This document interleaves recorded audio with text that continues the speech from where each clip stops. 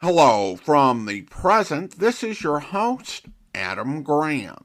This compilation collects episodes from our very first full summer series chosen by our Patreon supporters. And during that series, we played old-time radio programs featuring one of Hollywood's most legendary performers, Humphrey Bogart. So here from 2017, here is a compilation from our summer of Humphrey Bogart.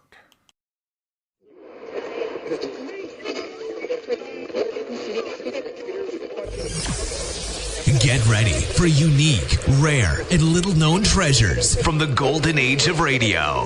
You're listening to The Amazing World of Radio with Adam Graham.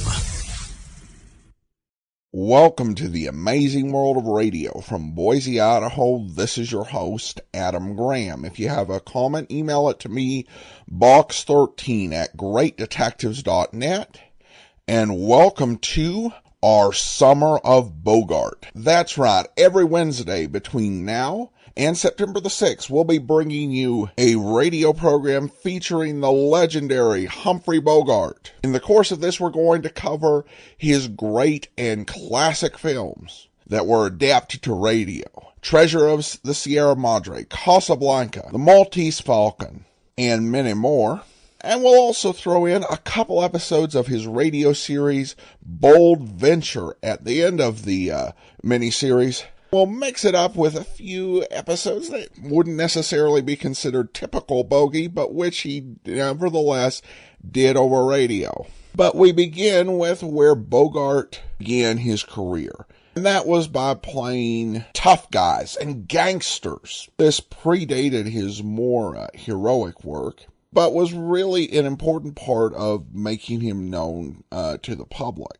Kind of like Alan Ladd would later follow the same path. And so we're going to start with a gangster picture he did with Edward G. Robinson. And it was adapted to the Lux Radio Theater. The original air date was April the 17th of 1939. And the title is Bullets or Ballets.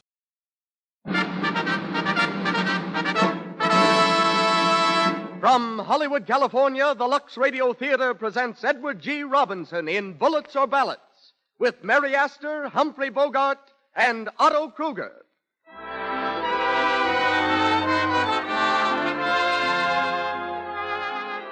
Lux presents Hollywood. Bullets or Ballets? This is the question answered in tonight's play, the vivid drama of a battle against racketeers. Screened by Warner Brothers, you'll hear it starring Edward G. Robinson, Mary Astor, Humphrey Bogart, and Otto Kruger, while our special guest is Frank B. Gumpert, nationally known criminologist.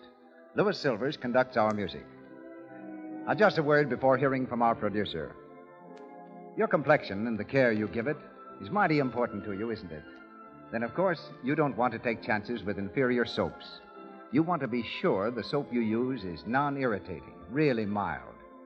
It's nice to know that every ingredient that goes into Gentle Lux toilet soap is tested for extra fine quality, for purity. Now you know why 9 out of 10 screen stars use Lux toilet soap for their million-dollar complexions. They can depend on its gentleness and mildness. You can, too, and that's so important to your good looks, to your happiness. So I hope you're making Lux toilet soap your regular complexion care. If you haven't a generous supply on hand, put it on your shopping list now. And now, the producer of the Lux Radio Theater. Ladies and gentlemen, Mr. Cecil B. DeMille.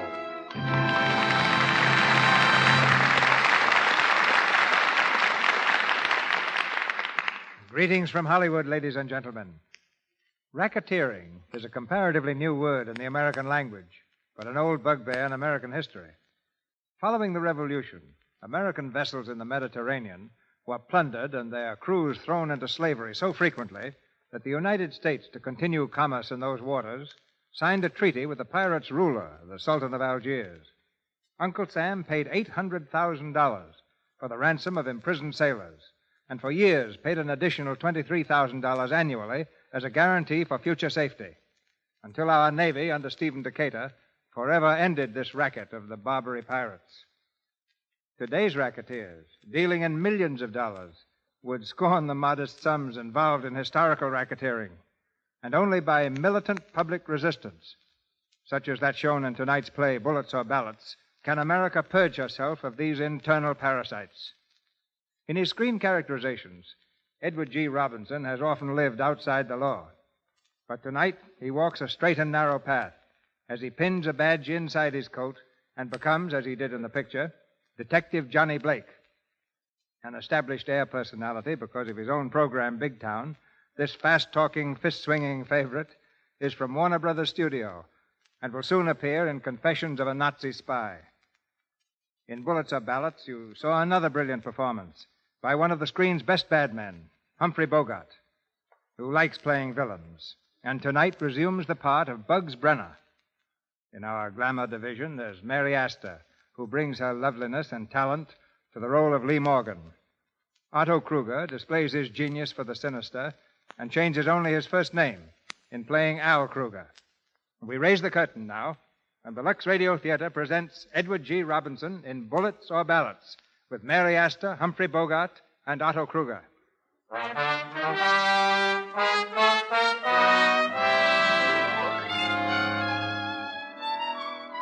A radio station in a large eastern city. At a table in one of the smaller studios, a man reads earnestly from a typewritten page. Behind the glass enclosure, the radio engineer sends the speaker's voice out across the city into the homes of listening millions. The man nears the end of his speech. And so, ladies and gentlemen of the radio audience, there are 1,000 rackets. Rackets which are forcing prices beyond the reach of the poor, looting business, food, laundry, poultry, dry cleaning. And still the American people let the racketeer go free. Men like Al Kruger, protected against the law, return from mock trials to collect their share of the $200 million plunder taken each year from this city alone. And again I say, these rackets must be stopped. Ladies and gentlemen, I've been ordered by the Crime Combine to discontinue these broadcasts. The gentleman who phoned added, or else. For his information, I shall continue to broadcast regularly. And my papers will continue their present policy of open attack on racketeers and directors of organized crime who are the really dangerous enemies of society. Ladies and gentlemen, you have been listening to Mr. Ward Bryant and his March Against Crime. Mr. Bryant will be heard again at this same time. Right, Mr. Bryant. Good night, Joe. That was a fine speech tonight, Mr. Bryant. I heard it here on the speaker down the hall. Glad you like it. Get me a cab, will you, Joe? Sure. Yes, sir. You sure have the right angle on this racketeer business. Hey, look out! Look out, Mr. Bryant! Look out! Bryant! Mr. Bryant! Help! Hey, paper, Ward Bryant killed. Editor shot down. Crusading editor murdered. Gang bullets got Bryant. Ward Bryant killed. Gangster car killed.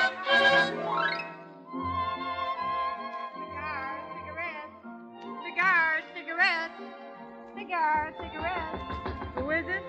It's me, Miss Lee. Hyman. Can I come in? Come on. Good evening, Miss Lee. How are you, Herman? They said you was in your office. So why are you surprised? How are the collections today, Herman? Oh, just fine, Miss Lee. You really got something in this numbers game. It's going to catch on up here in the Bronx even better than in Harlem. Here's one day's collections. Did you have to bring it all in nickels, Herman? No, ma'am. There's 2 other bags, too. Green money. Mm-hmm. That's very nice. Yes, ma'am. You know, if it keeps coming in like this, you can sell this cabaret and move right into Park Avenue. Thanks. We'll stick to the cabaret in the Bronx. Bye, Herman. See you tomorrow. Oh, say, there was something else I wanted to tell you. Never mind. It'll come. I remember. Yeah, I saw Mr. Blake when I come in. Blake? Yeah, that detective fella. Where was he? In the bar. The bar? Is he drinking? Yeah. What's happened downtown? Any extras out? Oh, yeah. Yeah, that publisher was murdered. The one named... That explains it. Oh, the name was... Never mind, Herman. Sit down and rest. I got it. Bryant. Thanks. Hello, Johnny. Oh, hello, Lee. Sit down a while. Don't mind if I do. Guess it's all right for the boss to chin with a guy she hasn't seen in months. How have you been, Johnny? Okay. Why don't you let me know you were here? Well, I was busy reading this about Bryant. Yeah, that was real brave killing, wasn't it? Did you know him? Yeah, a little. Swell fellow. He had a swell wife and kid. Gonna be plenty tough on them. Wife and kid, huh? Yeah. You're a funny person, Johnny. When you come out of your shell, you're really human. Well, I don't like to see decent people pushed around. When something big breaks down there in your old stamping ground, it gets under your skin, doesn't it? What makes you think so? It's the only time I ever see you take a drink. Oh, no, this is just a celebration. I found out who stole Mrs. Blausmeyer's laundry. That must have been something. It was. You aren't on the level. Oh, sure. I've been transferred up here now regular. Well, That's a fine finish for a great police career, isn't it? Trying to find stolen laundry in the Bronx. Oh, well, it's better than being pensioned up at the fire horses. I'm not kidding myself. I'm no use to them downtown anymore. Oh, but with things like this Bryant killing going on, it looks like they need you plenty. They ought to have your whole flying squad back in action. No, they don't believe in kicking the rats in line anymore. Nowadays, you're supposed to kiss them and tuck them in. Your friend McLaren doesn't think so. Oh, McLaren's only a captain. He takes orders, too. So you just go on staying loyal to McLaren and the police department, huh? That's about it. And looking for laundry. Sure. Someday Mac will be back up on top. Then you won't have to worry about me anymore.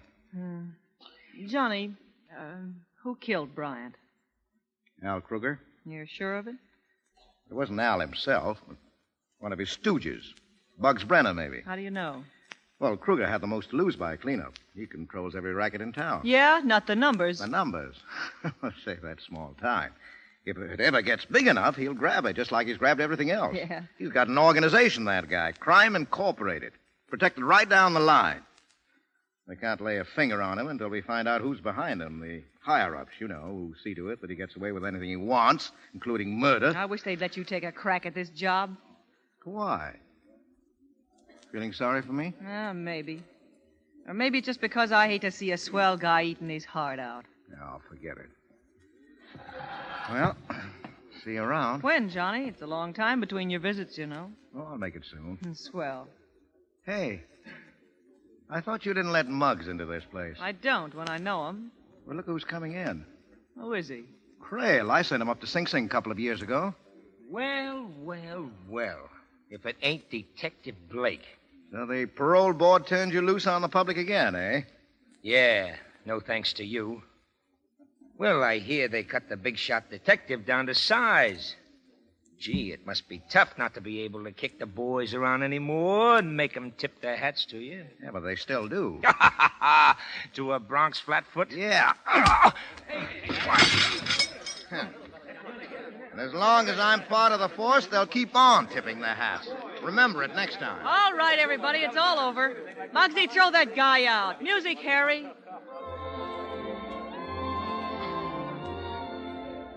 Well, I guess I'll go downtown, see what's going on. You haven't lost your gentle touch, have you, Johnny? I'll see you soon. Don't hurt your knuckles.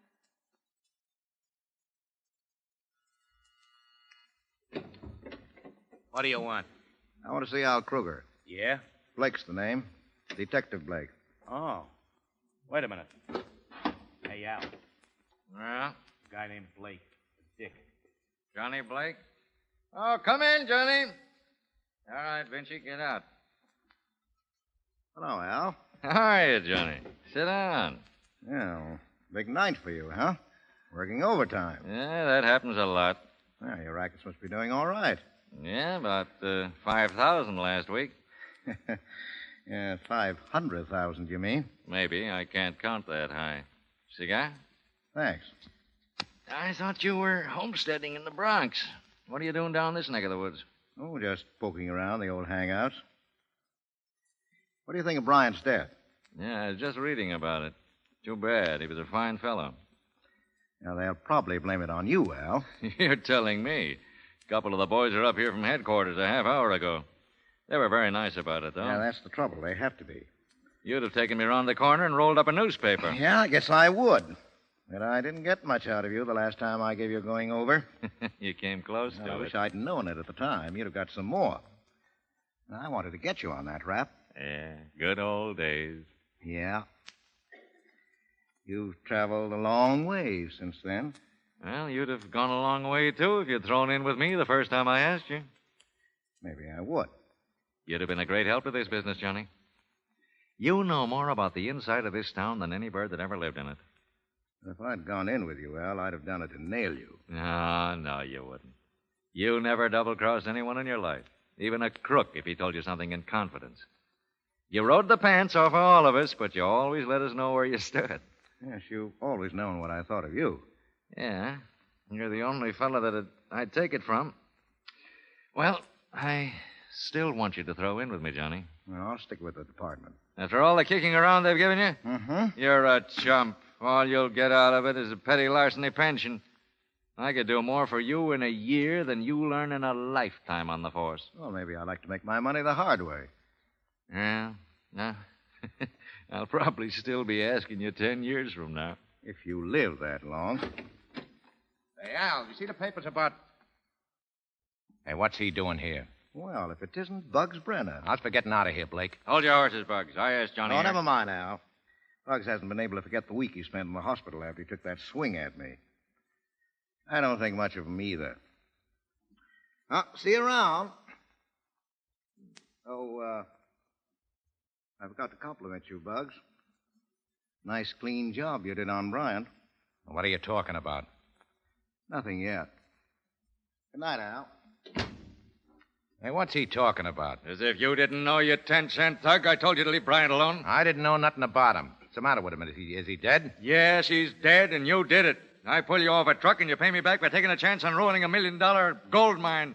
Someday you'll get wise to the fact that the strong-arm stuff went out with Prohibition. You're not running liquor anymore. You're in big business. Sit down. Ella? Plaza 95472. That's right. We've just seen the extra, Mr. Kruger. Please come to see us at once. Tonight. Yes, sir. Right away. That ought to satisfy you. Who was it? The big fellas? The first time they've called in 6 months. When they call at this time of night, it means they're going to rake me over plenty. They're liable to pull the props out from under me for this Bryant mess. And if they do, it'll be the last thing that'll happen to me. Hey, Al. Who are these fellas? Who are they, Al? If you knew, you wouldn't sleep much tonight. Now, beat it.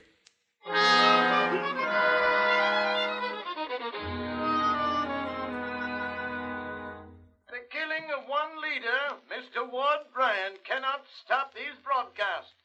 The march against crime will continue, faithful to the memory of one who died in the service of the people. Miss Lee. Shut up, The Herman. I first want to hear step had this. already been taken.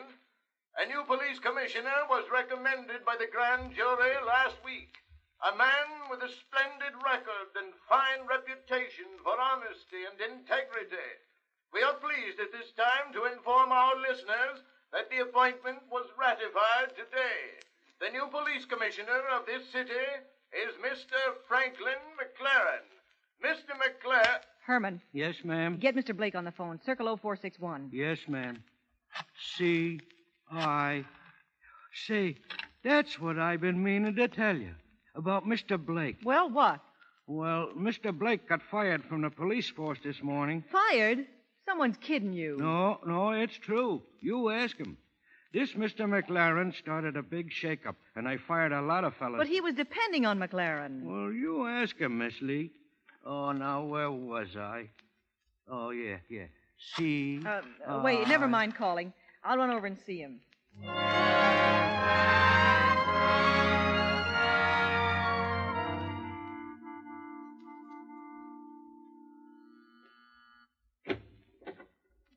Oh. Hello, Johnny. Well, how are you, Lee? I never thought you'd get over this way. Well, shall we just stand here and swing on the door? No. Come on in. Well, what are you in an uproar about? Herman said you were fired. That's right. Sit down. Make yourself comfortable. Who did it? McLaren.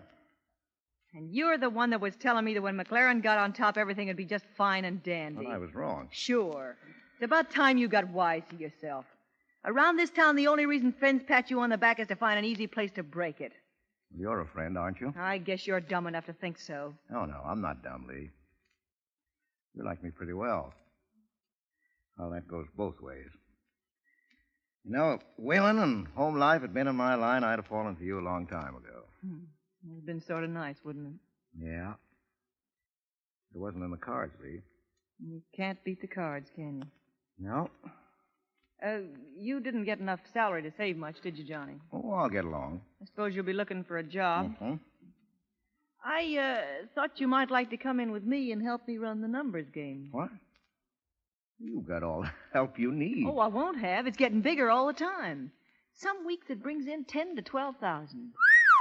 Boy, 12,000? From that penny ante game? Mm-hmm. Well, the last time you told me about it, you were only getting a few hundred. I know, but they're crazy about it in Harlem, and now it's going over in the Bronx. Oh, please come in and help me run it, Johnny. You could do a swell job of building it up. You'd make a lot of money for both of us. Yeah, pretty regularly. You'll do it? No, not a chance. Any money I made would be just coming out of your pocket. I don't take money away from women.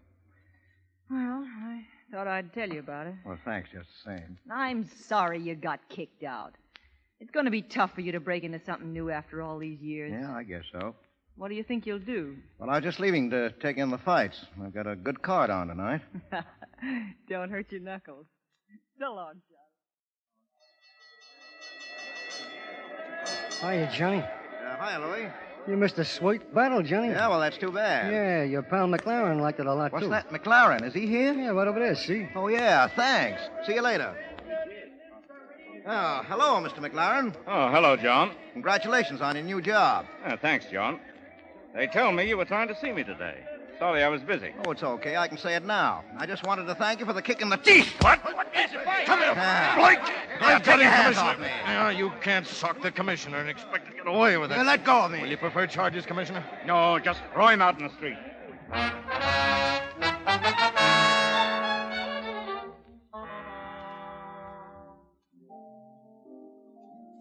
You want another drink, Johnny? Mr. Blake, to you. Sure. Sorry. I'll freshen this one up. Hello, Johnny. Oh, hello, Al. Mind if I sit down? I just came from the fights. Oh, yeah, I saw you when I went in. You don't miss much, do you? It's a habit.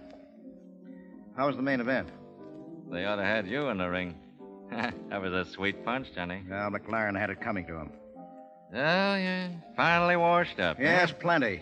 A lot of thanks you got from McLaren and the public. Yes, not even that petty larceny pension you were talking about. But from now on, I'm going to see what it's like looking out for number one. That offer is still open, Johnny. And I'd like to have you in with me. Doing what? Well, I got a hunch we're in for some trouble. With McLaren and that grand jury on a tear, if there's any weak spots in the organization, I've got to find them now. And you'll be the first one to spot them. Now, I want you to look over the whole setup. And the only one you answer to is me. You've got a lot of confidence in me. Yeah? Well, I've heard fellas you've sent to prison say that if you ever made a deal, you'd see yourself dead before you'd back on it. Well, how about it? Okay, Al. It's a deal. Good.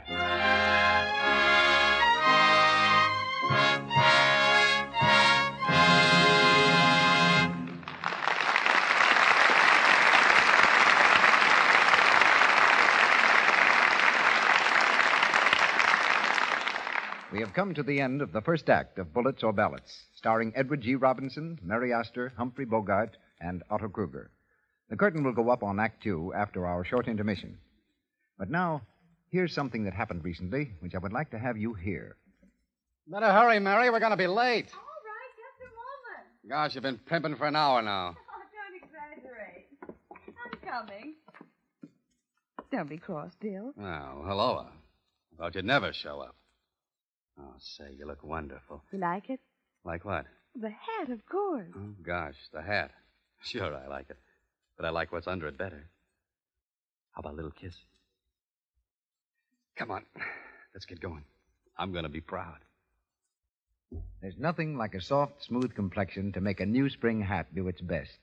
And as a matter of fact, the best-looking hat in the world can't do much for a woman who's been careless about her skin. The woman who's let cosmetic skin develop. Dullness, little blemishes, enlarged pores. That's why clever women everywhere take the screen star's tip. They use cosmetics all they like, but they're always careful to remove them thoroughly with Lux toilet soap. This mild white soap that 9 out of 10 screen stars use has active lather. Let it help you keep skin smooth and soft, lovely to look at, nice to touch. Mr. DeMille, Act Two of Bullets or Ballets, starring Edward G. Robinson with Mary Astor, Humphrey Bogart, and Otto Kruger.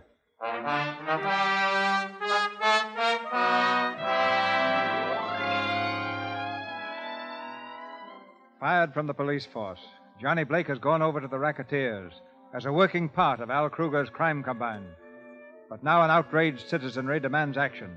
Swiftly and without warning, the new police commissioner cracks down. McLaren dynamite's racketeer. Police start cleanup. Loan shark cronies. Laundry racket smash. McLaren raids jewelry fancy. One by one, the rackets fold, and thousands of dollars are turned back to the taxpayers. In a hotel room, Joe Vinci, the latest racketeer to feel the lash, savagely reads the headlines. Police raid jewelry fences. 200,000 in diamonds recovered. 200 grand. Well, that fixes my business plenty. You ain't getting it any harder than the others. It's phony to me. The cops couldn't have found out hideout without somebody tipping them off, and I'm going to find out who's doing it. You don't have to look far. All this has happened since Blake got in. What are you talking about, Bugs? I'm talking about Blake. I'm going to ask him a few questions. Hello, Louie. This is Bugs. Let me speak to Blake. Well, he ain't here, Bugs. He just drove over to the bank with Al. Oh, yeah? Yeah, when he gets back, I want to see him right away. Sorry. You'll have to move that car. This is a no parking zone. Forget it, copper. This car belongs to Al Kruger. Thanks. Want me to put your name or his on the ticket? You write a ticket for Al Kruger, and he'll tie you that nag of yours upside down. Yeah, what goes on? What's the idea of the ticket, Donlin? What's it to you, Mr. Blake? What's the matter? Afraid McLaren will fire you if you don't get rid of all those parking tags? No, he's already weeded the rats out of the department. You wouldn't like to climb down off that horse of yours for a minute, would you, Donlin? I'll be glad to. Hey, now, wait a minute. Take it easy, Johnny. I'm off. What do you want to make of it? This? Why, you Hey, now, wait a minute. Johnny, cut it, the cop. Try to do it. How's that, Donlin? Somebody wants livings, huh? Need a horse to be a cop, do you? You're too fast. This is for the whole force. Rats, huh? Give it to him. Well, if it ain't Johnny Blake. Come on, Johnny. You've had enough work for your fist today. Yeah, it took two of you to do it, as usual. Shut up. You all right, Donlin? Yeah. Call the wagon. Yeah, call the wagon. Get a whole squad to take me in. Joe, tell Al if he wants me at that meeting on time, better rush a lawyer down for me.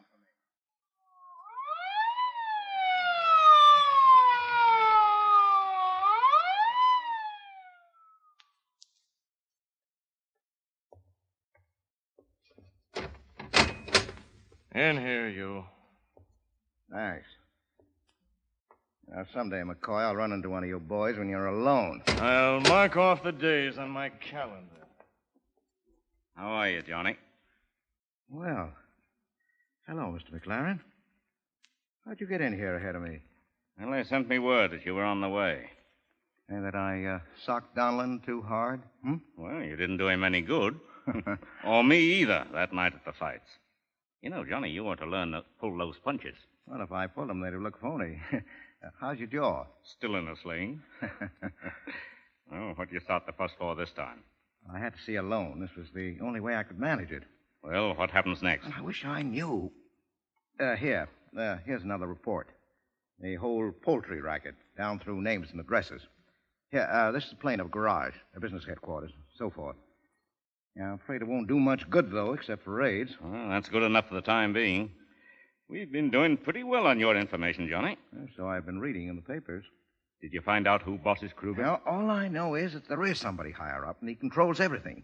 Now, if we can nail that bird, the whole works will fold up from the inside. Does Brenner know who it is? No, nobody except Kruger. Do you think you'll ever get it out of him? No, not a chance.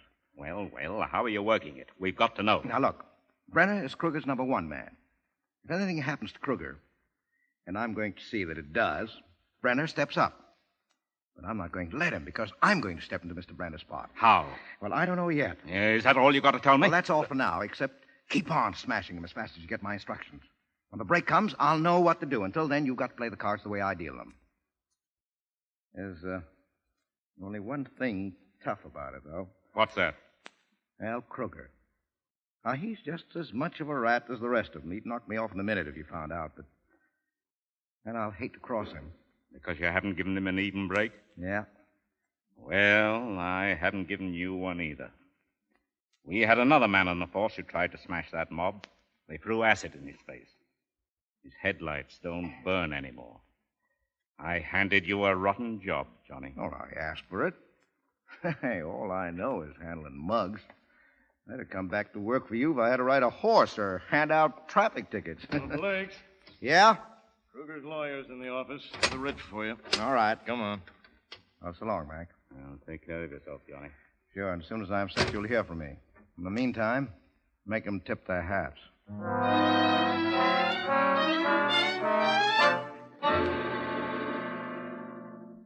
You heard me, Al. Blake. Nobody else but Blake. I tell you, the guy's double-crossing me. Shut up! Now, wait a minute. I said shut up! That means you too, Bugs. I'm running this outfit. Oh, well, now, Chief, I tell you that all the time. Good evening, gents. Oh, thanks for the fast legal service, Al. What's the matter? What is this, a wake? It might be. See in the papers? New racket raids, net 21. Nice picture of McLaren. Yeah. The boys think you're working for him. I'm wondering. I'm not. Bugs, shut up! What have you got to say, Johnny? Oh, sure, Al. I just sold you right down the river. The cops said they were sorry they kicked me off the force.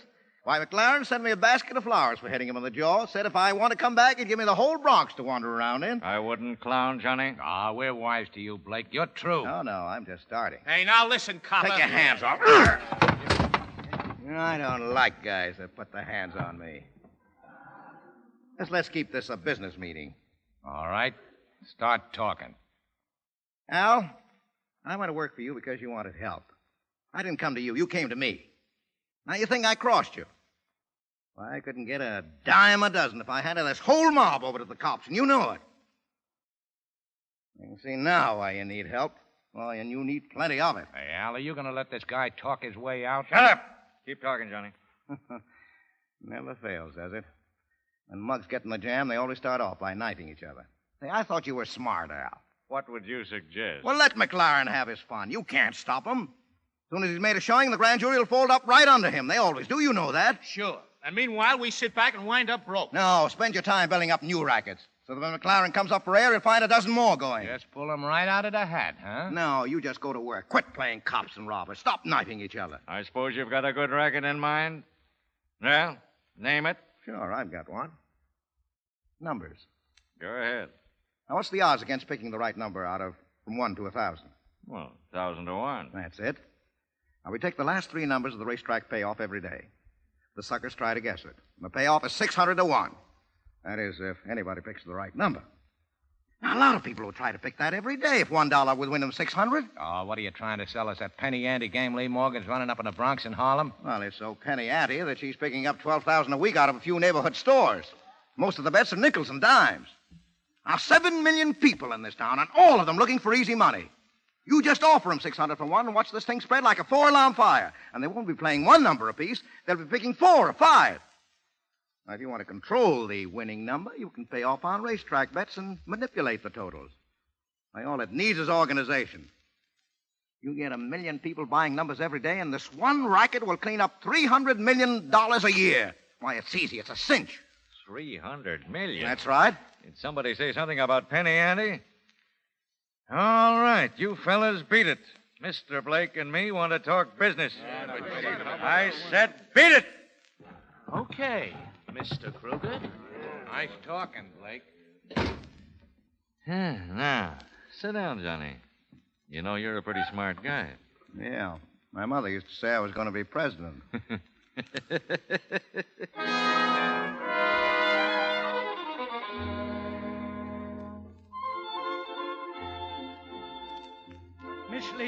Miss Lee, I gotta see you right away. What's the matter, Herman? Where'd you get that shiner? Miss Lee, it's important. Come inside. Well, Herman, spill it. They took the money away from me. The numbers money, the bag and everything. Who did? I don't know. Some men. They stopped me on the street. They told me to keep my face out of there.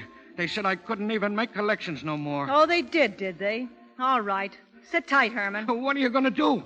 They're mugs, Miss Lee. I'm going to tell Johnny Blake about it. He'll run those chiselers right off the end of the 93rd Street dock. Wait here. I'll be right back.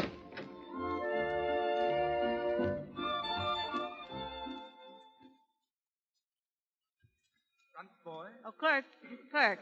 Yes, miss? I was told that Mr. John Blake had moved here. That's correct. I'd like to see him, please. My name is Lee Morgan. Oh, I'm sorry, but Mr. Blake isn't in his room. He left just a moment ago. No, thanks. You're very welcome. Evening. Hey, you looking for Johnny Blake? Why, yes, I am. My name's Brenner. Maybe I can help you. I gotta find him right away. Hey, ain't you the Lee Morgan who runs the numbers game in the Bronx? Yeah? I hear they started running you out of it tonight. Well, they won't get away with it. Yeah, I know. It's a dirty trick. I don't blame you for gunning for Blake. Gunning for him? Yeah. He's the one that's taking it over. Blake. You're a liar. Oh, he's grabbing it to put himself in strong with Al Kruger. Why don't you go in and ask him? He's in the coffee shop. Yeah? Thanks. Hello, Johnny. Oh, Lee. Well, sit down, Lee. Thanks, but I may not be staying long. No? What's on your mind? Just one thing. Are you taking over the numbers game, Johnny? Well, are you? Yes. Why? I can't tell you. I see. I tried to take you in with me. Sort of worked out better to toss it to the wolves, didn't it? Well, I thought they'd let you keep on running your end. I guess that wasn't poetry about friends finding an easy place to break the back. So long, Johnny. Good luck to you.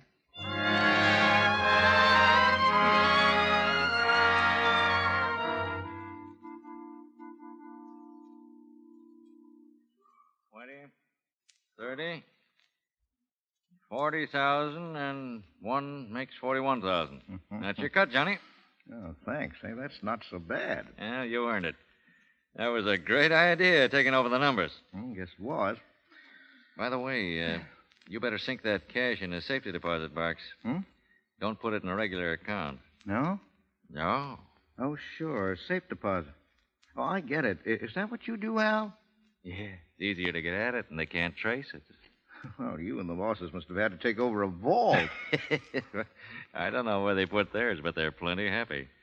Hey, how about meeting him sometime? Not a chance. I'm the only one that knows who they are, and I guess they want it to stay that way. I suppose you can't blame him. Well, good night, Al. Right. Oh, say. What would happen to him if you got lost? Well, he'd pick someone else and keep on going. Brenner, huh? No.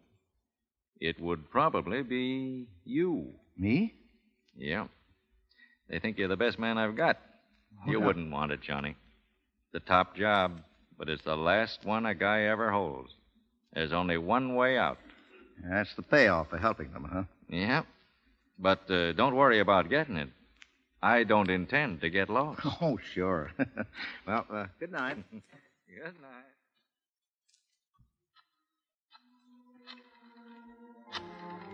Hello? Hello, McLaren. Yeah. This is Johnny Blake. I'm ready to go, Mac. Grab Kruger right away. Wait a minute. I can't cover an arrest like that. Well, you've got to, and put him where nobody can get at him. What are you going to do, Johnny? Well, I've got no time to answer questions. I know, but... Wait, that's not all. Crack down on Brendan's milk racket. Break it up. Smash it, do you hear? Whatever you say. Well, thanks, Mac. You'll hear from me later. This is the last move.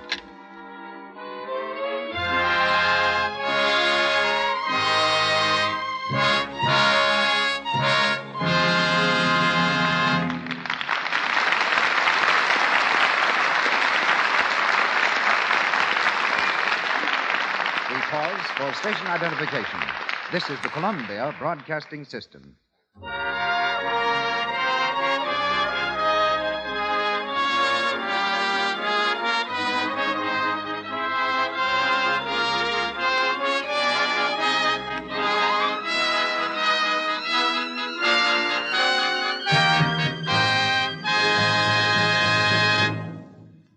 We've ended the second act of Bullets or Ballets, and our stars bring us Act 3 shortly. It's intermission and guest time now, but first, a suggestion.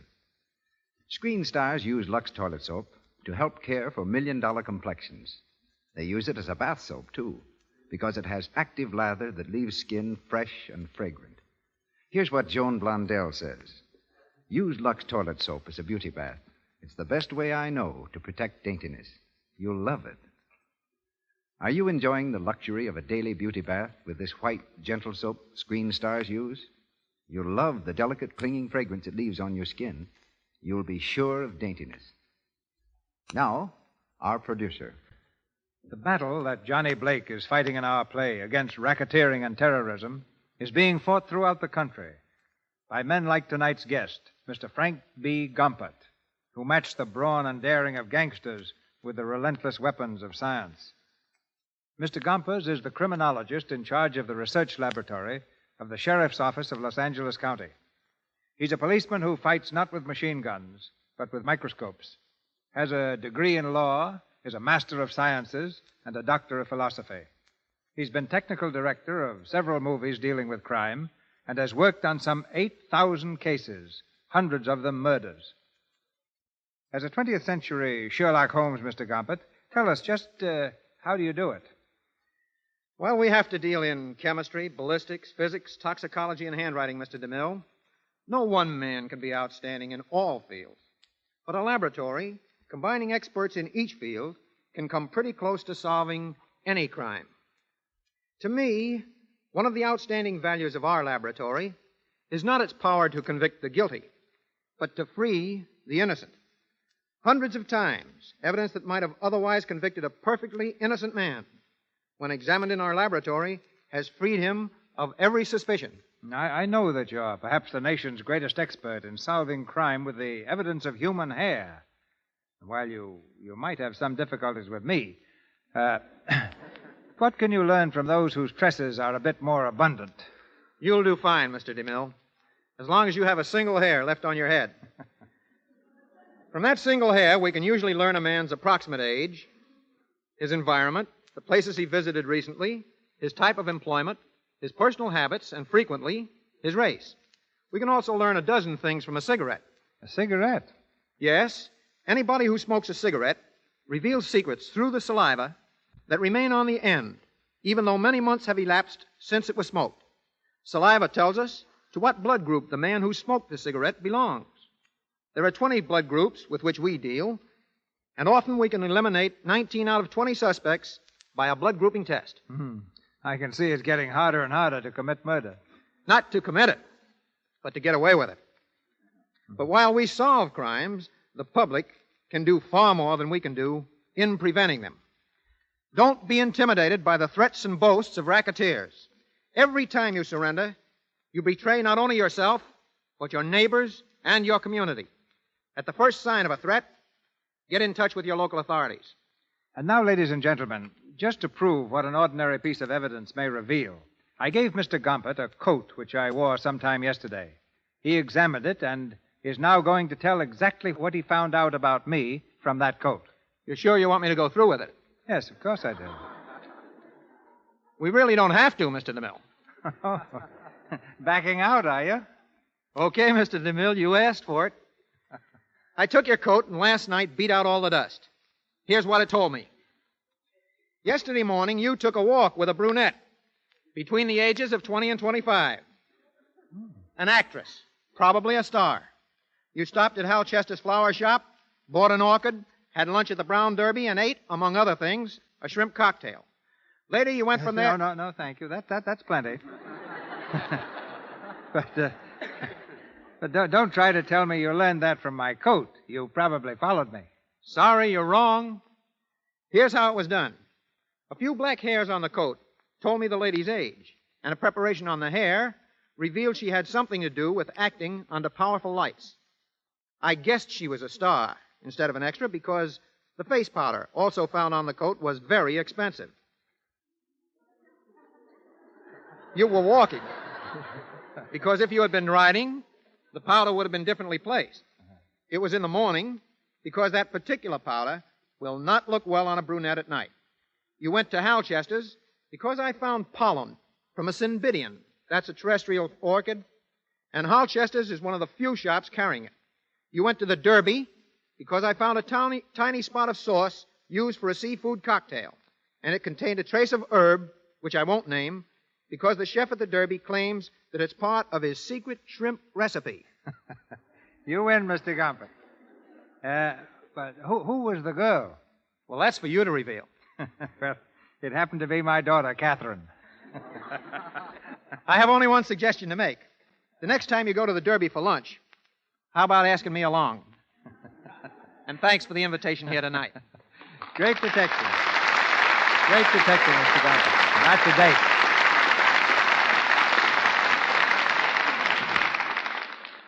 Edward G. Robinson in Bullets or Ballets with Mary Astor, Humphrey Bogart, and Otto Kruger.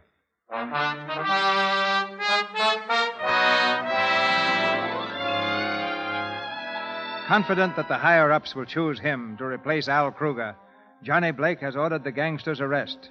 The trap is ready to spring. But Bugs Brenner arrives at Kruger's apartment first.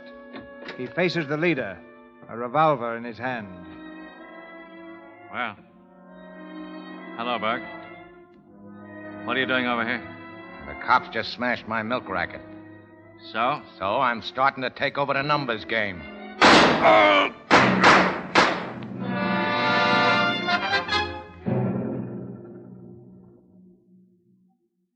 Al Kruger slain. Racketeer found dead in hotel room. Who is it? Good morning, Miss Morgan. Oh, come in. Mr. Brenner, wasn't it? Yeah, that's right. A lot of news in that paper. Yeah, who did it? I don't know. We're trying to find out. Thought he was your friend. Yeah, he was. You don't seem very upset about it. Well, there ain't no use crying if the dice fall that way. Well, what do you want? Do you want to go back in the numbers game? What are you trying to do? Kid me? Ah, you started a game. You ought to have a share in it. And I suppose Mr. Blake will let me have it. He'll have nothing to say about it. I'm running things from now on. If you want the Bronx and Harlem districts, they're yours. If you need protection, you'll get it. Yeah, that sounds good. Too good. You don't trust me, huh? I don't trust anybody. Well, neither do I. Now, we ought to work fine together. How about it? You're going to take it away from Blake? Yeah. All right. Go ahead and take it. Ah, that's the girl. Hey, come over here. Now, we'll get along swell, you and me, huh? Yeah. In the numbers game. Okay. I called the boys for a meeting tonight. They don't know it yet, but they got a new boss.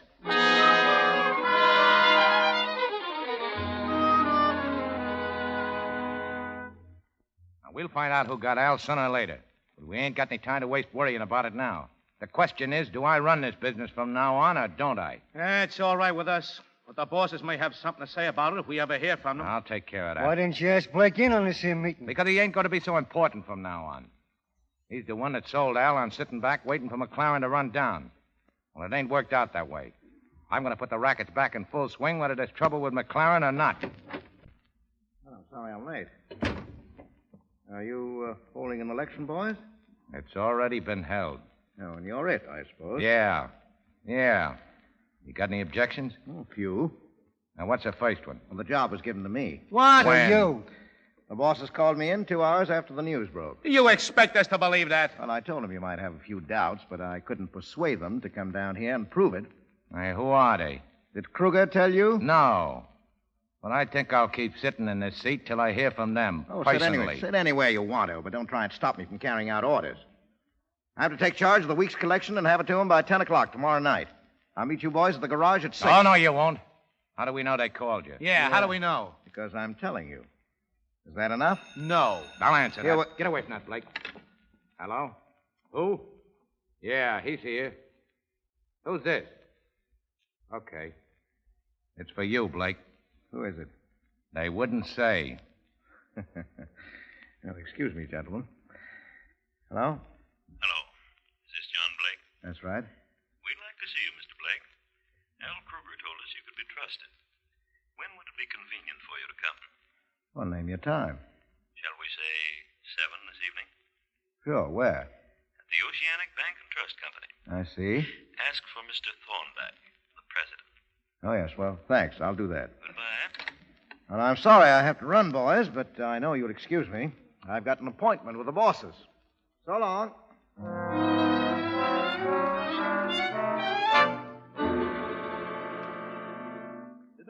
Sit down, Mr. Blake.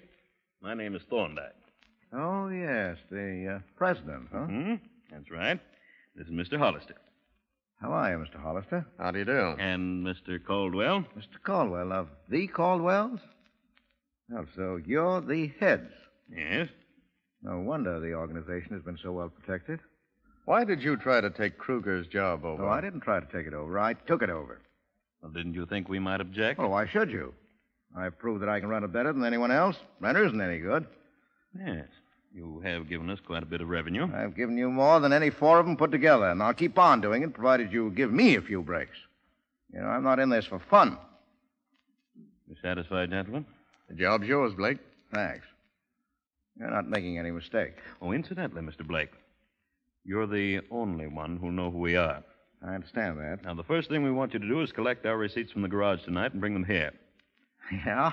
Well, I've already arranged to collect them. Oh? Will it be all right if I get here at 10? Not quite all right. Now, before we get into detailed instructions, I suggest we have a drink to Mr. Blake's success. How about it, Mr. Blake? Thanks. It'll taste pretty good. Hello? Hello, McLaren. Yeah, Johnny? We're all set, Mac. I'm in with the big shots. Who are they? Well, what's the difference? You can't pick them up yet. You'll have to catch them with the dough to make it stick. Well, go on. Now, look, I'm meeting the boys at 6 tomorrow night at that garage I told you about.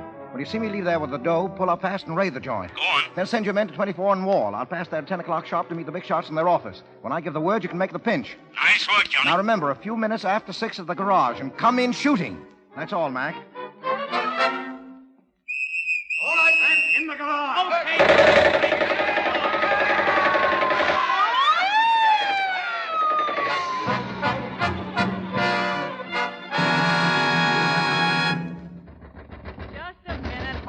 Horses. Hey, let me in. What's the idea of coming in the back way, Bugs? The cops are after me. Has Blake been here? No, what's happened? Nothing, except that he's done what I always said he was going to do. Put the whole crowd in a spot for McLaren. They got everybody except me and Joe. Raided the garage. Wait a minute. Johnny was... He worked with the police? Oh, he's been working for them the whole way, and now I'm going to pay him off. I'll get him if it's the last thing I do. Hello? Lee Morgan. Is Bugs better there? Who's calling? Tell him it's Joe. Oh, I'm sorry. I haven't seen him. He said I could reach him there. I'm sorry, but he's not... Wait a minute. Give me that phone. What's the matter Give with it to you? me. Hello? Hello, Bugs. This is Joe. Yeah? Go ahead. I found him, Bugs. Blake? Where? He's hiding out. 1124 East 18th. 1124 East 18th. Yeah, it's an old private house. There's a back stairs leads right to the door of his room. Okay. Thanks, Joe.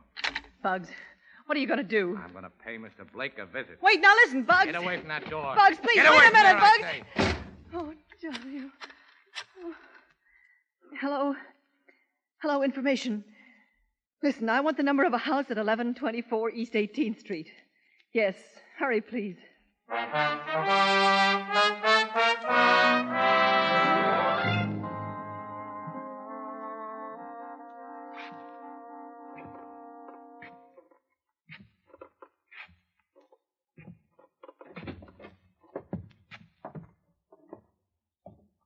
All right, Blake. You can stop right now. Who's that? Who's down there? Bugs. Your old friend Bugs.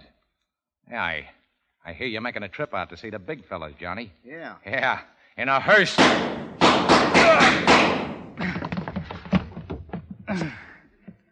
Well, too bad, Bugs. You only hit me once out of 4 shots. I guess I did better with only 2.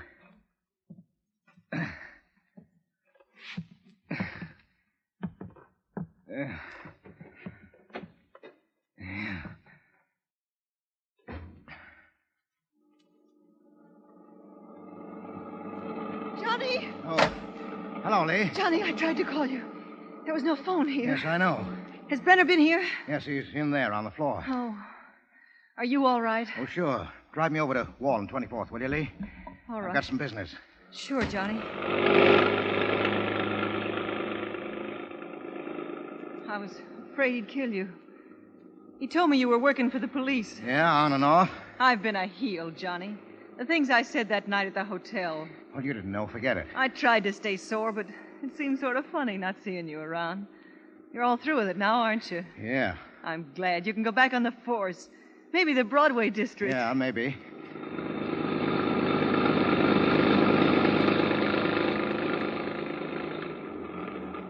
Oh, here's where I get off. Thanks, Lee. Thanks. You sure you're all right, Johnny? Oh, sure. Run along. I'll wait for you. Oh, no. You'd have to wait too long. Thanks for the lift.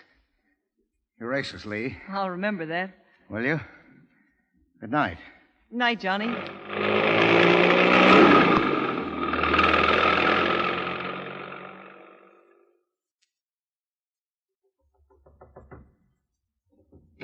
Oh, hello, Blake. How are you, gentlemen? Well, 10 o'clock on the dot. You'll keep your appointment. Yeah, I wanted to make the first job perfect. Here's the money. All right, open it up. You have any difficulty with Brenner? Oh, no. We got along fine. Well, how does it feel to be head of the organization? And I've been waiting for a night like this for 15 years. You deserve it. Thanks. Will you gentlemen need me any more tonight? No, we'll contact you next week. Well, that's fine. Wait a moment. Huh? What's the matter with you? With me? Oh, nothing. Why? You're hurt. Oh, no.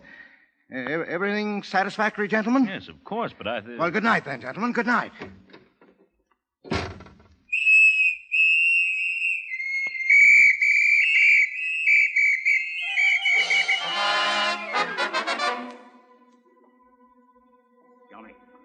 Johnny, are you all right? Hello, Mac. Did you nail him with the dough? Yeah. Well, that's that. Who got you? Brenner? Yeah. Oh, where is he? He's washed up. Check the bullet he put into me with the ones that killed Bryan and Kruger. They're all from his gun. You didn't miss a bet, did you? I tried not to pull the punches this time. I guess Brenner didn't either. Oh, don't worry, Johnny. I'm taking you to the hospital. Oh, no. Won't do any good. So long, Mac. Just keep kicking him in the line, Mac. I will, Johnny. Yeah, I'd like to think that when the mugs see a policeman, they'll keep on tipping their hats.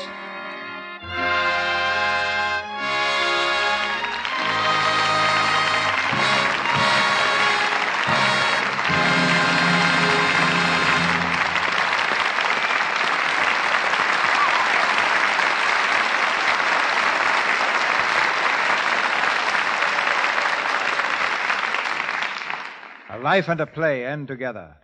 And now the late Johnny Blake becomes Edward G. Robinson. And Lee Morgan is once again Mary Astor. And here's a question, Mr. DeMille, that I've been waiting for a long time to toss at Mr. Robinson. Yeah? Don't you ever get tired of dying, Eddie? Of being Hollywood's favorite bullseye? Well, I don't mind being bored by a bullet, Mary, if the results don't bore the audience. But I'll admit it's a distinct relief to be able to die occasionally on the side of the law and order, as I did tonight in Bullets or Ballets. But how did you like the story? Well, speaking as Lee Morgan, not so much. You just about ruined my life by dying. But speaking as Mary Astor, well, Eddie, I've learned that anything connected with the name Lux must be good. I found that out years ago when I started using Lux soap. Anyone who's at all fussy about her looks knows that Lux soap is about the nicest, most dependable complexion care there is. I guess I'm like most actresses in Hollywood because I'm never without it. Incidentally, Mr. DeMille, the last time Eddie was on this show, didn't I hear him promise you a job on his own program, Big Town? He certainly did. He even gave me a name. I was to play Benny the Bomber. That's the last I've heard about it. Well, the truth is, I haven't had a spot lately for a torpedo. Besides, I don't think you'd be much of a pineapple juggler, Mr. DeMille. Well, then, couldn't I play a detective sometime? No, sorry, no experience. Well, couldn't I take some lessons from Mr. Gompert? Hey, I might have an opening on Big Town at that. Oh, thanks, Eddie. Thanks. Hey, do you mean it? Why, of course. You send that Mr. Gompert around sometime. He sounds like a great bet. Oh, and remember, keep tipping your hat. Good night, Mr. DeMille, and don't give up. I'm sure you'd make a perfectly lovely Benny the Bomber. Thanks, Mary, and good night. So long, copper.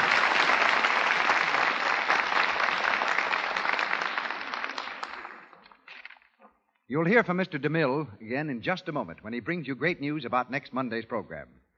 Our stars were assisted tonight by Edward Marr as Joe Vinci, Wallace Clark as Franklin McLaren, Chester Clute as Herman, Lou Merrill as Thorndyke, Ted Bliss as McCoy, Wally Mayer as Crail, Lindsay McHarry as Ward Bryant, Galen Galt as Doorman, Ross Forrester as Louis, Earl Ross as Donlin, and Frank Nelson as Hollister. Mary Astor's new film is Paramount's Midnight. Humphrey Bogart is from Warner Brothers Studio and is now appearing in Dark Victory, which stars Betty Davis and also features George Brent. Louis Silvers is from 20th Century Fox Studio. He directed music there for the story of Alexander Graham Bell. Here's news for our Canadian listeners. Beginning this week, 28 Canadian stations are joining our network for the broadcast of the life and love of Dr. Susan. The makers of Lux Toilet Soap bring you this enthralling story about the love and problems of a young, attractive woman doctor every afternoon, Monday through Friday. Look in your newspapers for the time and station. The life and love of Dr. Susan comes to you in addition to the Lux Radio Theater. Our producer, Mr. DeMille. An average young man marries into a wealthy family, only to find that neither big business nor a glittering social life can alter his affection and ambition for a racehorse named Broadway Bill. Bill's adventures on the racetrack and our hero's experiences with his wife's relatives provide the gay and romantic play you'll hear next Monday night. And leading Broadway Bill to our barrier will be 4 Hollywood stars who are favorites at heavy odds: Robert Taylor, Francis Dee, Gail Patrick, and Raymond Walburn.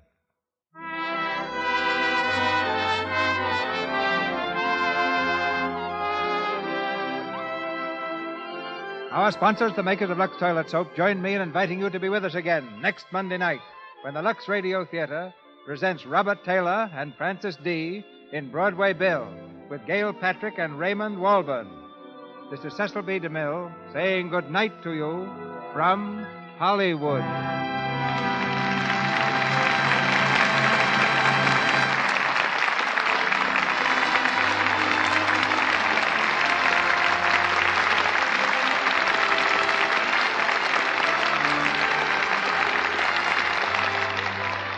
Your announcer has been Melville Ruick. This is the Columbia Broadcasting System.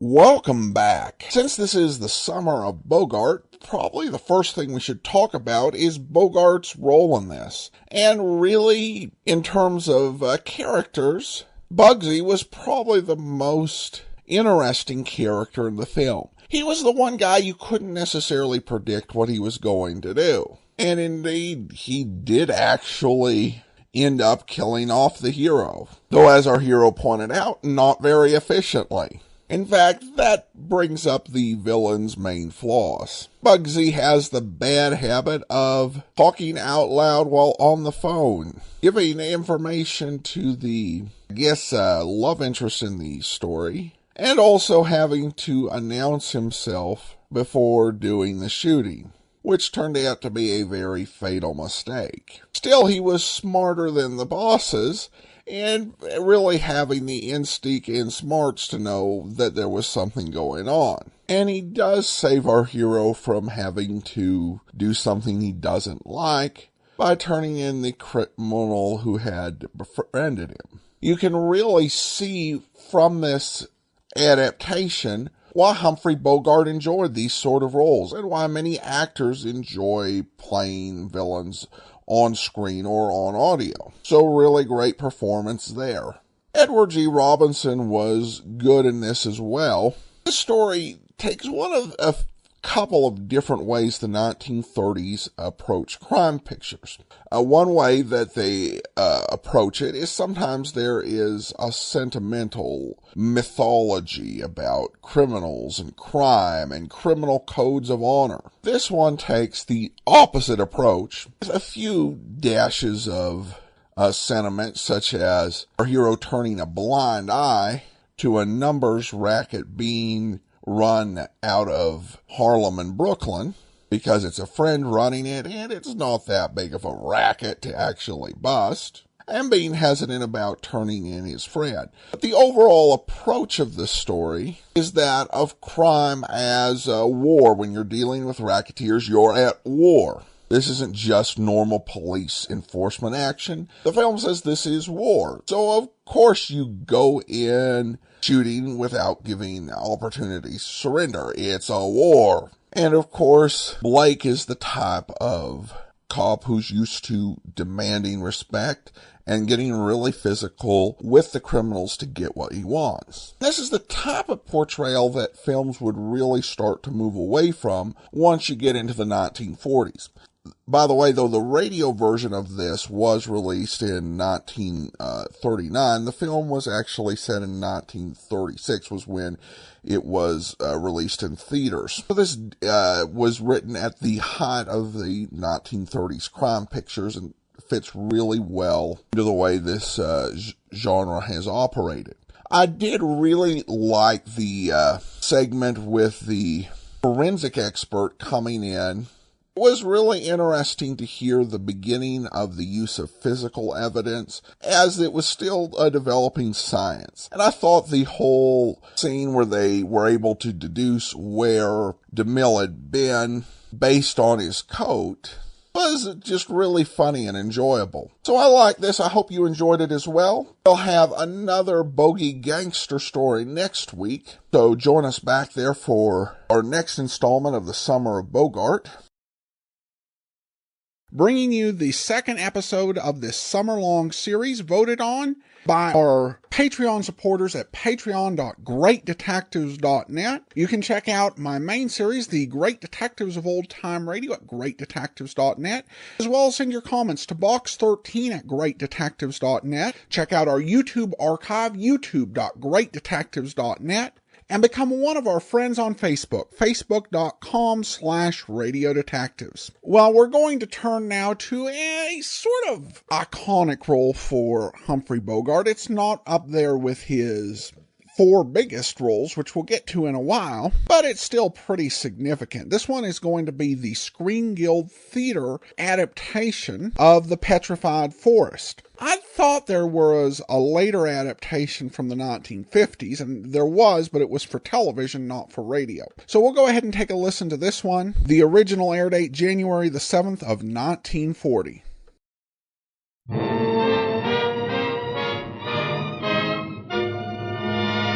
The Gulf Screen Guild Theater.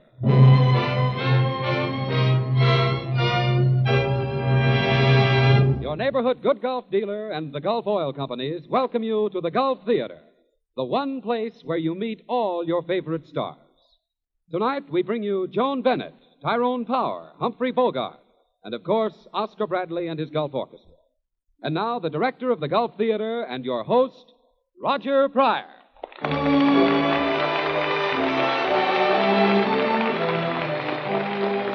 Good evening, everyone. Tonight, I've taken advantage of my job as director of the Gulf Theater to bring you one of my favorite plays, Robert Sherwood's The Petrified Forest. 4 years ago, it played to packed houses on Broadway. And it was 4 years ago that Joan Bennett was making her first big hit in Private Worlds. Tyrone Power was an unknown youngster taking his first screen test in New York, and Humphrey Bogart was on Broadway. An outstanding success in the very play we're doing tonight. If you listen closely to tonight's play, you'll hear the same warning that audiences crowding into a New York theater heard 4 years ago.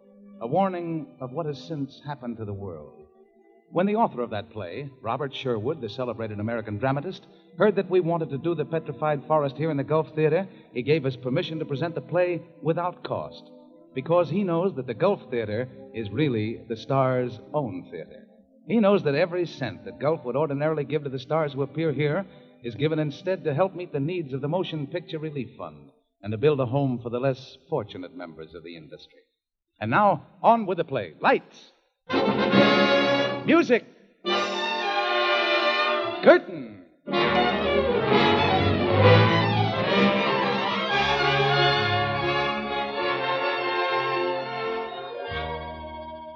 Night has fallen on the highway that winds its lonely way across the empty wastelands of the Arizona desert. The wind sighs and moans through the sage and chaparral, driving the tumbleweed to flight like small gray ghosts. A coyote greets the rising moon and is answered on some far-off hill. In all this wilderness of wind and sand and night, there's but one friendly oasis, the distant, garish sign of a roadside restaurant and garage. Just outside is Bose, a young mechanic. Gabby, the proprietor's daughter, is curled up in a chair by the window. When the falcon claps his wings, no wit for grief, but noble heart held high. With loud, glad noise he stirs himself in spring, and takes his meat and towards his lair draws nigh. Hi, Gabby. Oh, hello, Bose. How about a little kiss, honey? Oh, stop annoying me, will you? Can't you see I'm reading? Yeah, reading that pash poetry and listening to some sticky orchestra on the radio. That's all you ever do. What else is there to do in this godforsaken desert? Plenty say if you'd only pay a little attention to me, I could show you I'm things really that... not interested. Why don't you stay outside and take care of the garage? That's what Dad hired you for. Oh, now listen, honey, I'm not as terrible as you think. I'm just a big guy with a good heart and plenty of red blood, and I'm full of love, baby. Ah, gee, you're a beautiful kid. Ah, Bose, don't. Bose, look out. Someone's coming. Good evening. Good evening. What can we do for you? Can I order something to eat? Yeah, sure. There's a menu. Miss Maple will take your order. Thank you. I'm going out in the garage now, honey. But I'll be back. While you're at it, you might tell Graham to come in and get us supper. Okay, baby. Ready to order, sir? Oh, yes. I'll have this hamburger special and some beer. You'd better bring me a double portion. I'm quite hungry. Driven far? Yes, quite a long way. But for the last 10 miles, I've been walking. You mean you're just bumming along? Call it gypsying. You know, it's wonderful what progress you can make merely by power of the thumb. Where are you planning to go? That depends on where this road leads. It leads to the Petrified Forest. What's that? Oh, just a lot of dead old trees in the desert that have turned to stone. Sounds like a suitable place for me. Perhaps that's what I'm destined for. To be buried in the Petrified Forest. To become just another obsolete stump in the desert. It's an interesting idea. I'm ready for my supper, Gabby. Okay, Gramp, I'll tell Paula to fix it. Your order will be ready in a minute, sir. Thank you. Like to see the evening paper while you're waiting for your food? Oh, thanks. Got the whole story about that Duke Mantee massacre. Got his picture, too. Ah. 6 killed in Oklahoma City jailbreak as Duke Mantee escapes. Did he do all that? Yeah. Folks in town say he's headed this way, but I don't believe it. He's probably got over the Mexican border long ago. He doesn't look like a gangster, does he? He ain't no gangster. He's a real old-time desperado. Our gangsters is foreigners. Mantee's an American. He's a real killer, too. I can tell. I knowed plenty of them in my day. Yes, sir.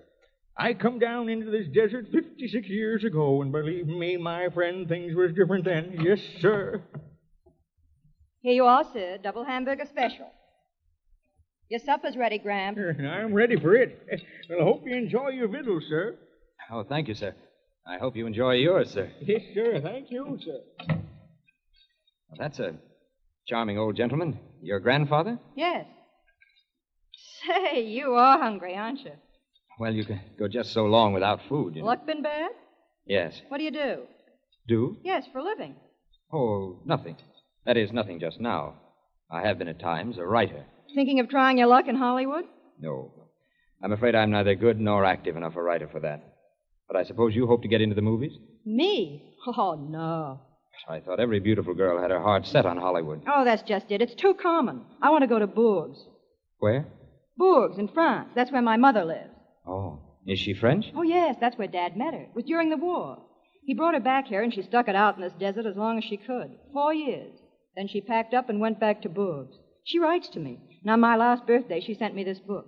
It's the poems of Francis Villon. Ever read it?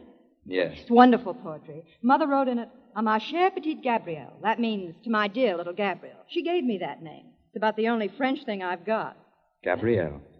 It's a beautiful name. Wouldn't you know it'd get changed into Gabby by the ignorant dopes around here? So you share your mother's opinion of the desert. Uh-huh. But you can find solace in the poems of Francois Villon. Oh, yes. It takes the smell of hamburger out of my system. You know, that poetry's wonderful stuff. But that's the way the French people are. They can understand everything, like life and love and death, and they can enjoy it or laugh at it, depending on how they feel.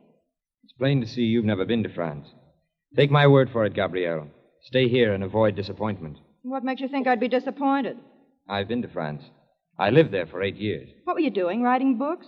No, planning to write books. You see, I was living on my wife's money. Oh. Oh, please don't think too ill of me. I once actually wrote a book. Was it successful? Not very, no. It cost the publisher quite a lot of money, and it also cost him his wife. You see, she divorced him and married me. She had faith in me. She saw in me a major artist, profound but inarticulate. She believed that all I needed was background, and she gave it to me, with southern exposure and a fine view of the Mediterranean. For 8 years, I reclined there on the Riviera, on my background, and I waited for the major artist in me to step forth and say something of enduring importance. He preferred to remain inarticulate. And you've left your wife now? I left at her suggestion. She had taken up with a Brazilian painter, also a major artist. There's nothing for me to do but travel. What were you looking for? Well, that's rather hard to say. I suppose I've been looking for something to believe in. I've been hoping to find something that's worth living for and dying for. What have you found? Nothing so interesting as a fair young lady who reads Villon and longs to go to Bourges. Are you kidding me? No, Gabrielle. I've never kidded anybody outside of myself. You shouldn't talk that way. I bet you could do wonderful things if you'd only try. Oh, don't delude yourself. My trouble is incurable. I belong to a vanishing race. I'm one of the intellectuals. That means you've got brains. I can see you have. Yes. Brains without purpose, noise without sound, shape without substance. Have you ever read The Hollow Men? It refers to the intellectuals who thought they'd conquered nature. And now, do you realize what it is that is causing world chaos? No. Well, I'm probably the only living person who can tell you. It's nature hitting back. She's fighting us with strange instruments called neuroses. She's deliberately afflicting mankind with the jitters. Nature is proving that she can't be beaten, not by the likes of us. She's taking the world away from the intellectuals and giving it back to the apes. Huh? Forgive me, Gabrielle, but I just can't tell you what a luxury it is to have someone to talk to. Incidentally, this beer is excellent. It's made in Phoenix. You know, you talk like an awful fool. I know it. No wonder your wife kicked you out. And no wonder she fell for you in the first place. That sounds alarmingly like a compliment. It is a compliment. What'd you say your name was? Alan Squire. I've been calling you Gabrielle, so You know, Alan, there's something about you that's very appealing. Appealing? Yes, that's been my downfall. I was just thinking. I'd like to go to France with you. Oh, no, Gabrielle. No, I could never retrace my footsteps. You mean you haven't enough money? Even that is an understatement. Oh, don't worry about that. I've got plenty of money coming to me. Gramp has $22,000 sold away in Liberty bonds, and it's all willed to me. I guess we could travel pretty far on that, couldn't we? Too far. We could go to France, and you'd show me everything. All the cathedrals and the art, and explain everything. Of course, we'd have to wait maybe years. But, well, I could have Beau's fired and give you the job tending the garage. That's a startling proposal, Gabrielle. I hadn't expected to receive anything like that in this desert. Wouldn't you like to be loved by me, Alan? Yes, Gabrielle. I should like to be loved by you. You think I'm attractive? There are better words than that for what you are. Then why don't we at least make a start at it? You haven't got anything else to do. No. No, that's just it. You couldn't live very long with a man who had nothing else to do but worship you. That's a dull kind of love, Gabrielle. It's the kind of love that makes people old too soon. But I thank you for the suggestion. And now I think I'd better go. Well, I can't stop you. No, Gabrielle, you can't. But you can do me one great favor before I go. Would you mind very much if I kissed you goodbye? No, I wouldn't mind. You'd understand that it would be nothing more. I'd understand. It'd be just a kiss. That's all. That's absolutely all. Aha! That's what's been going on in here, necking, huh? I've been watching you through the window. Oh, lay off him, Bose. Just because she's sweet, you thought you could get fresh, huh? Well, I got a good mind to take Bose, there's a car. Oh, well, lucky thing for you, mister. Come on, pay your check and get out. Well, that brings us to another embarrassment. I haven't any money. No money? Well, of all the nerve. So you thought you could pay with a kiss, did you? You thought if you just... Bose, don't. All right, folks. Put up your hands and get over there against that counter. Come on, be quick about it. This guy here means business. He's Duke Mantee, a world-famous killer, and he's hungry. Who's in there? Well, only one old man and... My grandfather's in there, and Paula the cook's in the kitchen. Bring him in, Jackie. Okay, Duke. Now, it's like this, folks. Me and the boys are going to park in here for a couple hours. The cops ain't likely to catch up with us tonight. We can all be quiet and peaceable and have a few beers together and listen to the music and not make any wrong moves. Because I may as well tell you folks that old Jackie there with a machine gun, he's feeling pretty nervous and jumpy. He's got the itch between his fingers. So let's everybody stay where they are.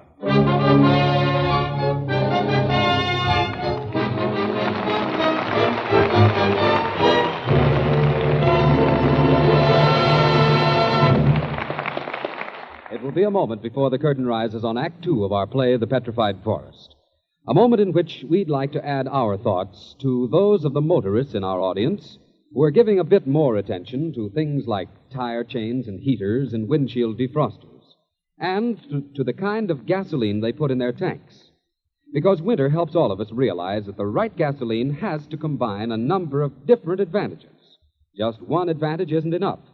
And that's why good Gulf gasoline and Gulf no-NOx gasoline, in their respective fields, have been designed to give you tops on every count. Take the important matter of anti-knock rating, for instance. No matter what car you own, no matter what road conditions you encounter, you will be more than delighted with the anti-knock performance of good Gulf and Gulf no-NOx. And you'll be just as pleased with the quick, snappy starts, the smooth power, and the high mileage.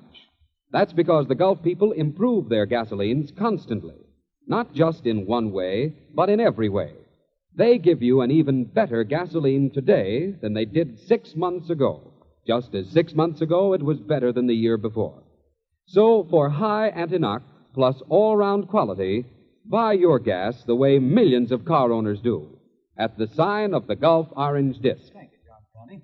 And now the curtain in the Gulf Theater is about to rise on the second act of tonight's play, The Petrified Forest, starring Joan Bennett, Tyrone Power, and Humphrey Bogart. It's 2 hours later. Duke Mantee and his prisoners are seated, but the air is charged and tense. The tables are littered with dishes and empty bottles. The radio's playing a dance tune. Bring me another bottle of beer, sister. Hey, Duke, we've been here 2 hours. When are we going to lay him out of here? When they get here. You mean when that blonde gets here? I think we're nuts to wait around Nobody here. asked you. Here's your beer. Thanks, sister. Anybody else want a drink?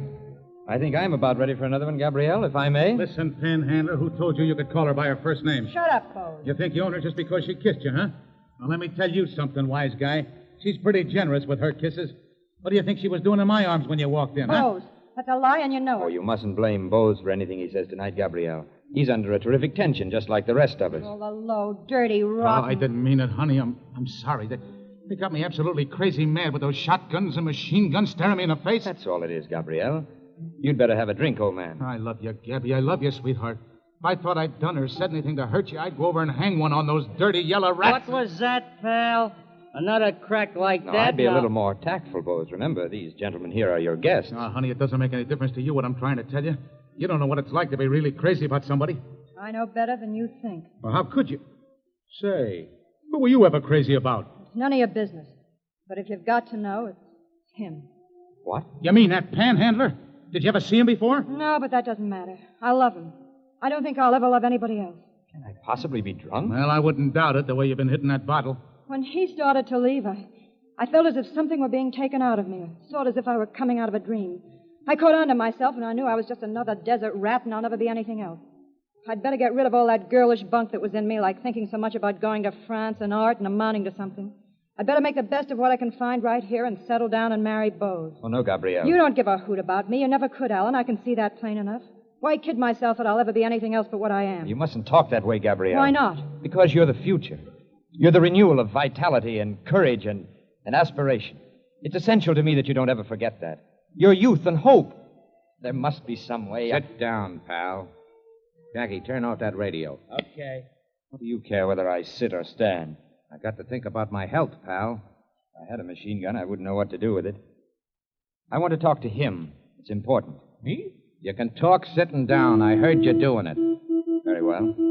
What's that, our horn? Yeah, I guess Ruby's getting a little fidgety. It's getting late. Go outside and tell him we don't land till I say so. And tell him not to hit that horn again unless somebody comes along that looks like trouble. And to hit it plenty. Okay, Duke. Well, my friend, what's on your mind? Those Liberty bonds of yours. What are you going to do with them? Going to leave them where they are. Yes. Leave them where they are. Your granddaughter is stifling and suffocating in this desert when a few of your thousands would give her the chance to claim her birthright. She'll get it when she needs it. And she has a family of her own to support. Probably a good-for-nothing unemployed husband. Is that the future you want her to have? You were a pioneer once, but what are you now? A mean old miser hanging onto that money as though it meant something. Why in heaven's name don't you die and do the world some good? You must be drunk. Yeah, drunk. Or just about the lowest grade heel I ever run across. What do you mean talking to an old man like that? I ought to put the lug on you. All right, Mantee. Put him up. Now I got you. I've been waiting all evening for a chance to catch you off guard. I've been watching this shotgun ever since you put it on the table. Bose, look out! Oh, Get that shotgun, Jackie. Are you hurt, Bose? No, he got me in a hand. So you try to be brave, huh, wise guy? Yeah, and I'd have gotten away with it if you hadn't have walked in. Take him in there and bandage him up, sister. He'll be all right. Go with him, Jackie. Tie him up and leave him in there. Okay. Come on, tin horn hero. Oh, Lord, I had my chance and I muffed it. I could have. Now, listen. I let that mug make a mug out of me, but don't any of you try it again. Just keep in mind that I and the boys are candidates for hanging. The first time anybody makes a wrong move, I'm going to kill the whole lot of you. So keep your seat. Say, Duke. Yeah? Would you mind passing me that knapsack? What do you want with it? I want to get out my life insurance policy. If you reach in there, you'll find a bundle of papers and a fountain pen. What do you want with your insurance? You expecting to die? You've guessed it, Mr. Maple. Is this what you want? Oh, yes, thanks. Now, Duke, I have a great favor to ask of you. Yeah? I don't think you'll refuse it because you're a man of imagination. You're not afraid to do rather outlandish things. What are you getting at, pal? This insurance policy is my only asset. It's for $5,000. Now, I'm writing on the policy that I want the money paid to that young lady in there. With Mr. Maple here to witness my signature, I'm sure it'll be all right. What's all that got to do with me? Just this, Duke. After I've signed, I'd be much obliged if you'd just kill me. Why, Jiminy, he is drunk. Sure. And having a fine time showing off. Of course I'm showing off. I'm trying to outdo Bose in gallantry. Can't you see that I mean it? I'm in love with her, and I want to show her that I believe in her. How else can I do it? Living, I'm worth nothing to her. Dead, I can buy her the tallest cathedrals and golden vineyards and dancing in the streets. One well-directed bullet will accomplish all that. And will gain a measure of reflected glory for him who fired it and him who stopped it. Will you do it, Duke? I'll be glad to. Just let me know when you want to be killed. Well, pick your own moment, Duke. Say, just before you leave. I'd like to tell you just one thing, my friend. What is that, Mr. Maple? There ain't a woman alive or ever did live that's worth $5,000. And let me tell you one thing. You're a forgetful old fool. Any woman is worth anything that any man has to give. Anguish, ecstasy, faith, jealousy, love, hatred, life, or death. Don't you see? That's the excuse for our existence. It's what makes the whole thing possible and tolerable. And there's a man who agrees with me. Don't you, Duke?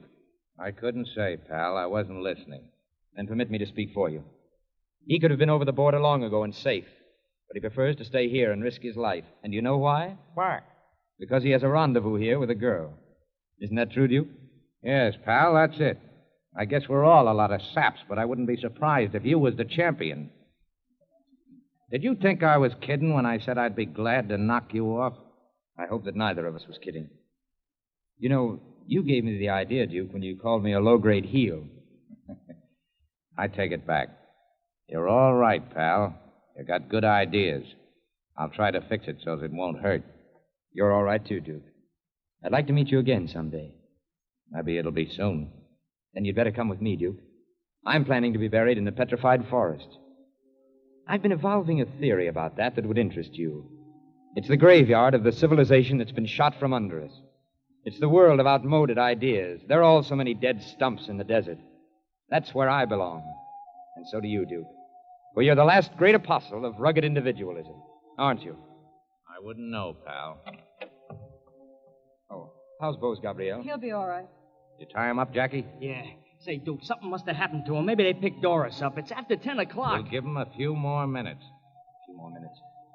I must talk to you, Gabrielle. You can wait until after they're gone. No, I can't wait. I have to tell you now that I love you. I tell you that solemnly and with all the heart that's left in me. Hey, Duke, are we waiting just to listen to this? Shut up. You've got to believe it, Gabrielle. And you've got to remember it. Because, you see, you're my only chance of survival. You'll remember a line in Villon that fits that. Something about, thus in your field, my seed of harvestry will thrive. I've provided barren soil for that seed. But you'll give it fertility and growth and fruition. And after I'm gone... Alan. Hey, get back there. Leave him alone. Alan, if you're going away, I'm going with you, wherever it is. Hey, Duke, it's the cops. 3 cars full of them. Maybe Doris squealed. I knew that dame would get us into trouble. Now, will you lamb out of here while we still got a chance? Ruby, get back to that car and get that motor running. Take that Tommy gun, get over by that window, Jackie. Switch Right. out those lights, sister. Now, down on the floor, everybody. Come on fast. Close together in the middle.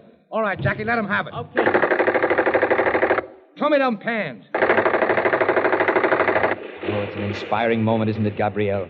The United States of America versus Duke Mantee. It almost restores in me the will to live and love and conquer. You getting any of them, Duke? No, but we're forcing them over toward the shadow of that mesa on the other side of the house. They're only cover. Once we get enough of them over there, we'll land. Alan, when you get to France, what do you see first? Customs officers. But what's the first real sight you see? The fields and forests of Normandy, and then... What, Alan? The fields and forests of Normandy, and then Paris. Keep it up, Jackie. We got them moving over. Paris. That's the most marvelous place in the world for love, isn't it? All places are marvelous. Even here? Especially here, my darling. Alan, will you please kiss me? Okay, Jackie, we're pulling out. Good. Now, listen, folks, we've had a pleasant evening here, and I'd hate to spoil it with any killing at the finish. You better stay right where you are for a while. Oh, wait a minute, Duke. You're not forgetting me. Alan, keep down. Duke, get out of that doorway, pal. Alan. Duke, you promised. Do you still want it? And it's no matter whether I want it or not, you've got to. Okay, pal. I'll be seeing you soon. Holy mackerel, he meant it.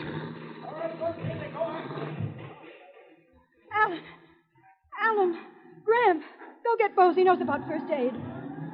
It's all right, Gabrielle. It doesn't hurt. It'll be over in a minute. No, Alan, no. Bose, Gramp, somebody, come here quick. I had to come all this way to find a reason. Oh, if people only had enough nerve, they'd always find. Alan. Always find. What, Alan? What did you say? Alan! Oh, no, don't worry, Alan. I'm not going to be a crybaby about it. I know you died happy. Didn't you, Alan? Didn't you? Gabby. Are you all right, honey? He's dead. Sure he is. Mantee couldn't have missed twice. We'll bury him out there in the petrified forest. That's what he wanted. Yes, by Godfrey, he said so. You know, Bose, the funny thing about him... Thus in your field, my seed of harvestry will thrive. For the fruit is like me, that I set store by. Yes, sir, he was the darndest fella I ever did see. Couldn't make him out. God bids me tend it with good husbandry. This is the end for which we twain are met.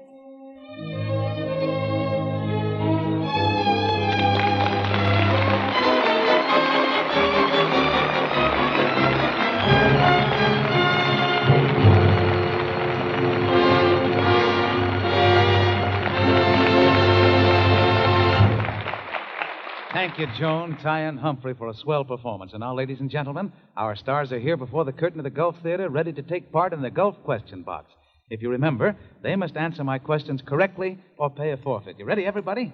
Do we all play, Roger? Well, Joan, I ask as many questions as we have time for, and everybody plays except Oscar Bradley and John Conte. Oh, what do they do? Well, Oscar has to watch his music cues. Yes, and just what do you do, Johnny? Who, me? Oh, mostly I just stand here watching and thinking. Oh, thinking, eh? About what? Oh, about lots of things. For instance, I was just thinking that it's about this time of the year so many of us begin to ask ourselves, how will the old car stand the winter? Up north, we're beginning to realize that a regular morning tussle between the starter and a cold motor is pretty tough on the battery. Further south, winter road conditions may make the running gear of our cars seem a bit stiff and squeaky. Well, if you want to laugh at winter troubles instead of worrying about them, stop tomorrow at your neighborhood Good Gulf dealers. Your Gulf man will help you toward quicker starting with some easy-flowing Gulf Pride motor oil in the crankcase and some winter-grade Gulf Flex lubricant in the gearbox. And down south, as well as up north, Gulf Flex lubrication service will make your car ride easier and steer easier for a longer period of time. Yes, sir, it doesn't cost a penny more to have your car Gulf Flexed with Gulf's newly developed lubricants, and it does help you end winter motoring worries. Gulf even takes care of your radiator with a new permanent antifreeze that lasts all winter long. For complete protection for your car from front to back, stop at your neighborhood Good Gulf dealer. Thank you, Johnny. And now for the question box. Our first question goes to Tyrone Power, now at work on the 20th Century Fox picture, Dance with the Devil. Ty, what star, famous for her portrayal of the young wife on the screen, was once known as the fastest girl acrobat in the country? Penny Singleton. You're absolutely... Dagwood's wife in the Blondie That's series. right. That's right, Ty. Absolutely right. And now, our next question goes to Joan Bennett, who will soon be seen in the Walter Wanger picture, House Across the Bay. Joan, here's your question. If you were swimming at a certain beach along the rock-bound coast of Maine a few years ago, and you hollered for help, which of the following stars would probably have come to your rescue? Johnny Weissmuller, Betty Davis, Chester Morris, or Joan Blondell? Bobby Breen. No,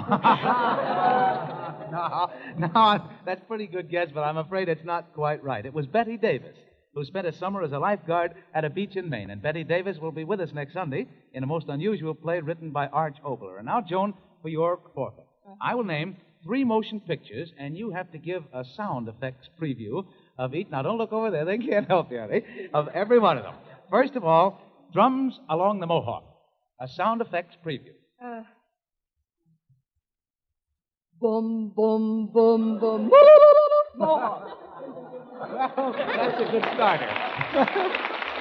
However, that's only one. Number 2 is Union Pacific. Union Pacific. Woo-hoo! Well, that's very good so far. And the third and last one, and this is really a tough one. Gone with the Wind. Careful now. Goodbye. Thank you, Joan. That was swell.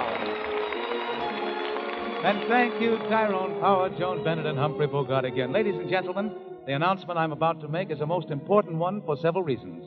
Next week, here in the Gulf Theater, we bring you Betty Davis, brilliant twice winner of the Academy Award. Her play is the most unusual we've ever attempted. It's so extraordinary in story and scope and so startlingly new in radio technique that we believe you will long remember it as a truly unique experience. It will have a special Tchaikovsky score arranged by Oscar Bradley, so be sure to listen, won't you? Good. Until then, this is Roger Pryor saying good night, everybody, for your neighborhood Good Gulf Theater. Humphrey Bogart is currently appearing in Warner Brothers' Invisible Stripes. The Gulf Screen Guild Theater originated at Earl Carroll's Columbia Square, Hollywood. This is the Columbia Broadcasting System.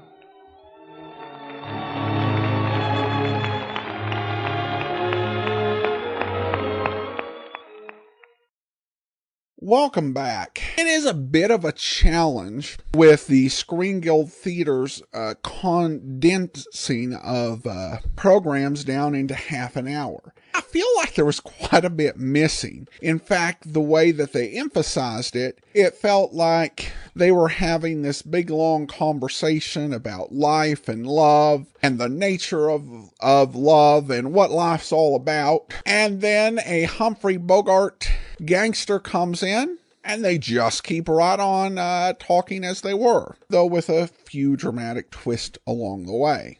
This was a very important role for Humphrey Bogart in establishing him as an actor. He originally played the role of Duke when this was done on stage, and Warner Brothers agreed to make it into a movie, but they fully intended to cast Edward G. Robinson in the role of Duke. But Leslie Howard told Warner Brothers that if they didn't cast Bogart as Duke, he wouldn't make the film. And so that was the casting decision made, and the rest was history. And this was really just the type of person that Leslie Howard was. And William Gargan, who was a great radio actor, had some good film roles as well, had a very similar story of Howard showing loyalty and dedication. Howard passed away in 1943, but his kindness and loyalty were not forgotten by Humphrey Bogart, as he named his daughter Leslie Howard Bogart in his friend's honor. Well, next week we have Bogey in another gangster role, but it's going to be a little bit different. Join us back here next Wednesday as our Summer of Bogart continues. This program is brought to you by the vote of my Patreon supporters, patreon.greatdetectives.net. Thank you for all of your support and for making this series possible this summer. Well, there are gangster roles, and then there are gangster roles. You know, you have the serious Duke Manatee style gangsters, and then you have comedy gangsters, the type that Sheldon Leonard did so many of in the 1940s and 50s. So what we have today is Bogart playing a comedy gangster. We return to the Screen Guild Theater for an episode from January 26, 1941, and the title is If She Could Only Cook. Alice Faye, Herbert Marshall, Humphrey Bogart.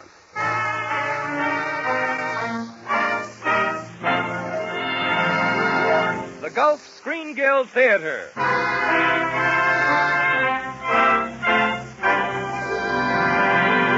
Your host, the director of the Star's own theater, Roger Pryor.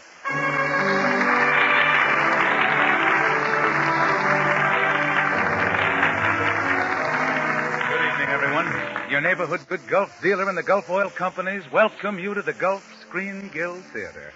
There's standing room only in the Gulf Theater tonight. Hundreds of fans and motion picture people, too, have thronged here to the Gulf Theater in the heart of Hollywood to see one of the brightest comedies of recent years, If You Could Only Cook. The stars, three of Hollywood's greatest, Alice Faye, Herbert Marshall, and Humphrey Bogart. The music, as usual, will be by Oscar Bradley's Gulf Orchestra, with Frank Tours conducting. With just a moment before our curtain rises and our play begins. Just time enough for me to mention that for years, America has led the world as a great nation of automobile owners. Millions upon millions of private cars and thousands of miles of good roads have made this country more and more travel-minded. Now, with the completion yesterday of the greatest flight of private planes in all history, America proves that she can become supreme on the airways as well as on the highways. A great flight of more than 1,200 light planes has just been made, an amazing cross-country tour, totaling more than 3 million miles in all, and without a casualty. This tour, along the famous 4 Gulf Airways to Florida, sponsored by the Gulf Oil Companies and directed by Gulf's Major Al Williams, is a great tribute to the skill of the individual pilots and to the high quality of the Gulf gasolines and Gulf motor oils used exclusively for this trip. Thus, once again, the same Gulf quality that you get when you stop your car at the sign of the Gulf Orange Disc has helped make another first in the history of transportation.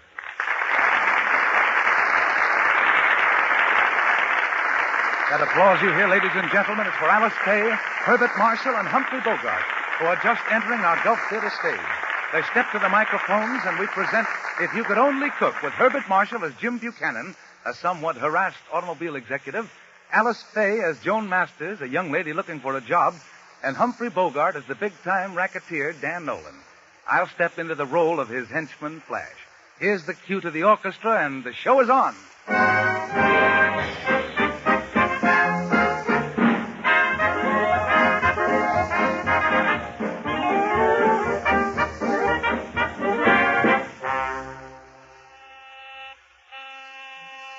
Buchanan Automobile Company. Mr. Buchanan, one moment, please. I'll connect you with his secretary. Mr. Buchanan's office. I'm sorry he isn't in. Who? Oh, Miss Fletcher. But he isn't in, Miss Fletcher. Sure, I know he's going to marry you next week, but until then he's his own boss, isn't he? Look, he erupted out of a director's meeting half an hour ago. Well, you might reach him by carrier pigeon.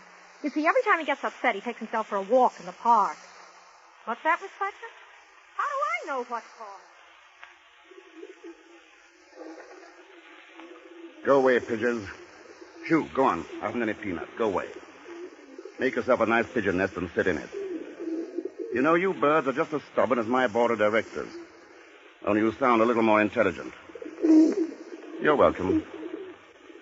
All right, since you insist upon this board meeting, I'll tell you what I think of each one of you. You, Flanagan. I was designing automobiles while you were still selling insurance. And you, Mr. Collins. You're still living in the day when a buggy whip was standard equipment on every horseless carriage. Mr. Lannon, you're a fool. Brown, you're an idiot. Jones, you're a nincompoop. You forgot the little moth-eaten pigeon here on the end. Huh? Who? Oh, I beg your pardon. I didn't know there was anybody else on the bench. Don't mind me. If you want to tell these pigeons off, go right ahead. I really haven't. Well, I've nothing against pigeons. I know. You've lost your job and you're mad at the world. Isn't that right? Here. Better look this over. Look what over? The want ads. Help wanted mail. Oh. Well, you see, I don't really want... Oh, you'll never find anything if you don't look. You don't want to go on relief, do you?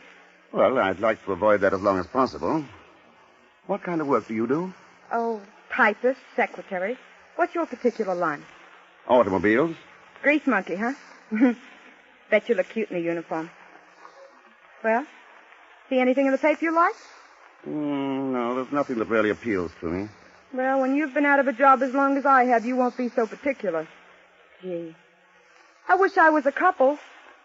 A couple of what? People. The only good ads are for couples. Here, just look at this one. Yeah, they're right here. Cook and butler, $175 a month. Wow. Now, if you could only cook. But I can. I'm a marvelous cook. Say, wait a minute. Can you buttle? Buttle? Yeah, you know. Very good, sir. Dinner is served, madame. You coach, sir. Well, there's nothing difficult about that. Well, then, what are we waiting for? Come on. No, wait a minute. No, not so fast. Look, it's a job, isn't it? Yeah, I know, but we're not a couple. Well, that is, we are a couple, but not in a legal sense. Anyway, I haven't said I'd do it. But you have to Well, do it's it. fantastic. I'd like to talk it over. Oh, save your talk for the interview. The chance of a lifetime for both of us. Wait till I look up the address. But look, I don't even know you. We Right here. can't do a thing Here it is. Apply to D.F. Nolan. Nolan Manor, Longhaven. Come on, let's go. Now, wait. Nolan. Did you say D.F. Nolan? Uh-huh. Why, my dear girl, Nolan's the biggest racketeer in the city. I wouldn't care if he had 6 heads. He's still paying $175 a month. Come on, what do you say? Wait. I'll take it up with my board of directors. What do you say, Mr. Flanagan? And you, Mr. Collins? No, you think I shouldn't go, huh? Well, you can all go jump in the lake. You mean we're going after that job? You bet we are. And let's hurry before some other couple beats us to it.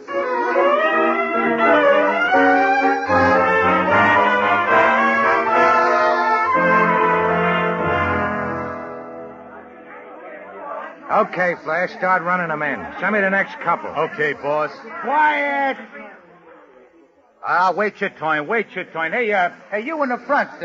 Come on in. Hey, Ben, thank you. Never mind tanking him. Let me see what you can do on that stove. Yeah. What's the recipe of your béarnaise sauce? How much garlic do you use? Garlic. In this sauce, Ben use no garlic, Mr. Nolan. No garlic. No garlic. Get out. Go on. But beat you it. want the cook? No garlic. Send in the next one, Flash. Okay, Frenchie, you're next. Come on, tell the boss what you can do with garlic. The garlic, Monsieur Nolan, huh? You like garlic, huh? Oh, oui. It is the perfume of the epicure. Gee, when you say it like that, it sounds good, too. Well, you take a medium-sized piece like this, drop it into the sauce. So... What? Did you hear that, Flash? He drops it into the sauce. Get out before I throw you out. On your way, Frenchie, on your way. Here's the next couple, boss. Butler and cook. The guy seems to know his onions, but you better ask the dame about her garlic. Oh, come here, sister. Now, how much garlic do you use in béarnaise sauce? Garlic, Mr. Nolan? Well, Well? In this particular sauce, you want only the ghost of the shadow of the flavor of garlic. The ghost of the shadow. Mm-hmm. The garlic should be suspended between thumb and forefinger above the saucepan and gently wafted back and forth like this. The ghost of a shadow wafted back and forth. There. Now taste that, Mr. Nolan. Oh, baby, the job is yours. Honest? Sure, say, what's your name? Joan? Okay. And how about your old man? My name is James, sir. James Burns. Swell. I always wanted a butler named James. Wait a minute, boss. Now, what's the matter, Flash? Well, if I'm going to bodyguard you, I got to ask these a couple of questions. You and your sense of duty. Hey, you two got references? References? References? Well, you see, sir, unfortunately, our trunks were lost. Yeah, they fell off the boat. What boat? Well, what difference does it make what boat? They fell off the boat. They're hired. Now, wait a minute, boss. I got a right to know what boat. Of course, it was the Mauritania. There. You see, Flash? Now, that's enough questions. Take them upstairs and show them where they bunk. I'm going to lap up the rest of this sauce. The ghost of the shadow.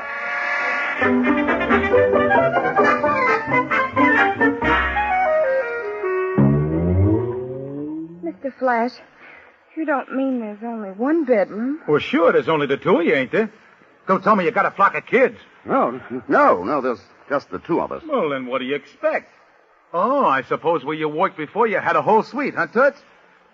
Hey, that's good. Toots sweet. Very funny. Good night, sir. You don't get it. I said, whole sweet, Toots. Too sweet, huh? Thank you very much. Good night, sir. Okay. The boss wants his breakfast at 8. That's the trouble with these servants. They ain't got no sense of humor. Well, Joan, it was nice while it lasted anyway. What do you mean? Well, I mean, obviously we can't stay in the same room. Oh, I know we can't. But there's a balcony right outside that door. We'll take turns. One of us sleeps in here, and then the other one... Gets pneumonia, huh? All right, give me the blanket. Oh, Jim, you aren't angry. Angry? Why, I'm as happy as a bird. And I probably feel like one sleeping on the balcony. Well, I know I rushed into this thing, and I hope you won't be sorry. You see, things have been going so badly for me, I just had to do something. No job and no money. Honestly, I was desperate. Why, you poor. I guess we better not talk about it tonight. But I do want you to know how I feel. Well, here's your blanket. Thanks. Well, good night, Mrs. Burns. Sounds funny, doesn't it? Good night, Mr. Burns. Oh, you won't have to lock that door. Oh, thank you. Well, good night. Well, I hope it'll be cozy for you. What was that? I said I hope it won't be too cold for you. Oh. Well, good night. Good night. Well, good night. Good night.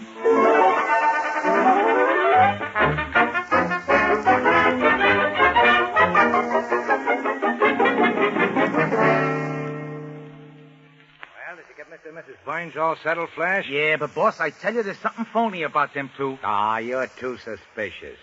Boy, what a cook. I'll lay you 6'2", and even right now, that guy's a G-man. Yeah, well, since when does a G-man travel around with a dame? She could be a G-woman, couldn't she? Now, listen, Flash, if there's anything phony with either one of them, they ain't going to live to talk about it. Now, stop worrying. Okay. Oh, but say, I just thought of something. They said they came over this morning on the Mauritania, didn't they? Well, so what? So the Mauritania happens to be a troop transport now. Well, so what? So if they was on the Mauritania, they ain't a cook and a butler. They're a couple of English soldiers in Egypt. Okay. Just keep your eye on them, that's all, and tell the boys not to open up when they're around. I still ain't going to lose a cook like that. Hey, look out the window. Oh, what is it, boss? Look, up there on the sleeping porch. Who's that guy with the blanket? Well, it ain't no Indian. It's that guy, James. I told you something was phony. He's gonna sleep out on the porch. Now, put that gun away, will you? Now, you see? Supposed to be married, huh? And she's sleeping in a bedroom, and he's sleeping on the porch. Now, what do you think of your friend, the G-Man? I think he's a dope.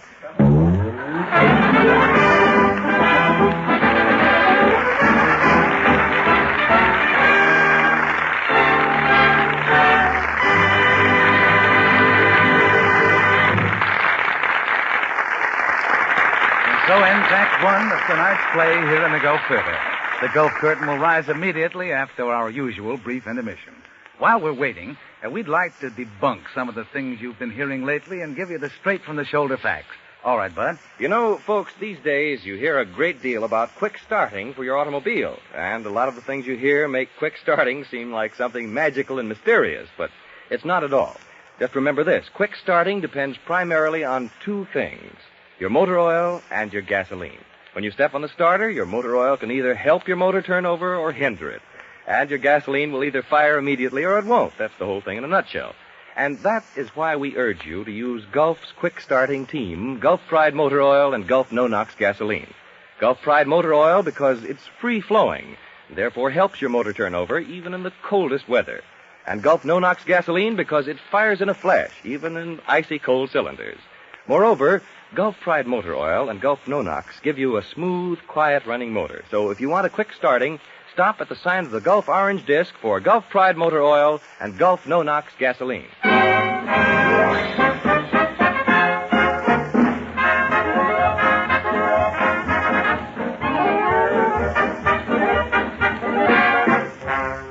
It's a week later. We find our four friends pretty much as we left them, only more so. Nolan is crazy about Joan's cooking and is eating his head off. Flash still has his watchful eye and his suspicious leer, only more so. Joan is interested in her job, and Jim Buchanan, alias James Byrne, is interested in Joan, only more so. As our scene opens, Dan Nolan is at the dinner table still eating his head off. I'll have another generous helping of that stuff, sister. It's delicious. Oh, but Mr. Nolan, I've already filled your plate 8 times. What do you mean 8 times? It was only 7.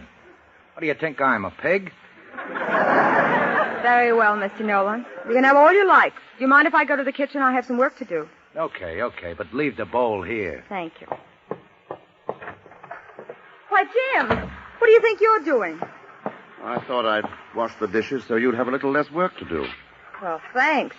But since when do you wash dishes with a whisk broom? Huh? Well, I couldn't find anything else. It does a good job. You know, I've been watching you for the past week, and I don't think you've ever done any real work in your whole life. That's ridiculous. Where did you work last? Why, at the Buchanan Automobile Company. What were you? Shipping clerk? No, I was really very close to Mr. Buchanan. Bucky, I called him. Really? I suppose you could walk right into Jim's private office. Jim, you mean Bucky? No, I used to call him Jim. Oh. You were very close to him, too, huh? Mm-hmm. I was his private secretary. He couldn't make a move without me. Really? Now, tell me more. Well, as a matter of fact, I'd still be with him. But, you know, his fiancée is very jealous. She certainly is. I mean, I've heard a lot of office gossip. But he writes me and begs me to come back. You see, he's really in love with me. Yes, I think he is. I mean, I can see that he couldn't help it. Oh, he's wonderful. So noble, so tender, so sweet, and, oh, so romantic. You're dripping soap suds on the floor. Why, do you know he cried like a baby? He was so heartbroken. But I told him to be brave. It was probably for the best. Yes, things generally are. Oh, I guess it's fate. Evelyn Fletcher gets married tomorrow and gets James Buchanan. And when I get married someday, what'll I get? I don't know. What? Probably get stuck with somebody like you.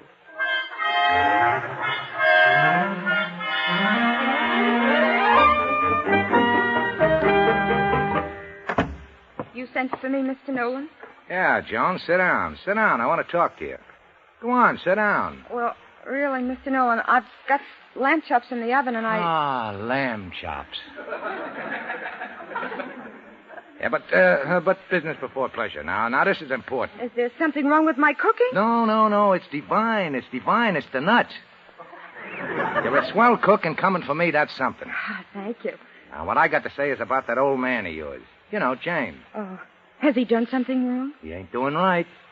Say, you and him been married long? Well, yes, quite some time now. Are you happy? Oh, of course. Well, then how come he sleeps out on the porch? Answer me that. Well, you see, he's a fresh air fiend. That ain't what I call him.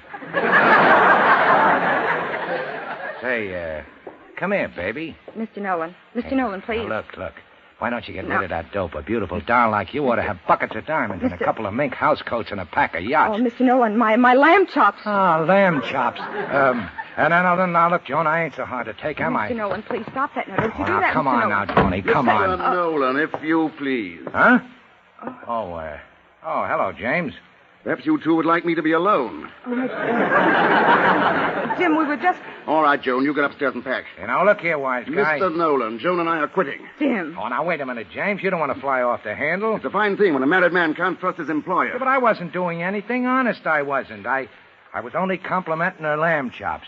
Go on, Joan. I said pack our things. Now, look, James, I don't care if you are a husband. You can't come between me and her cooking.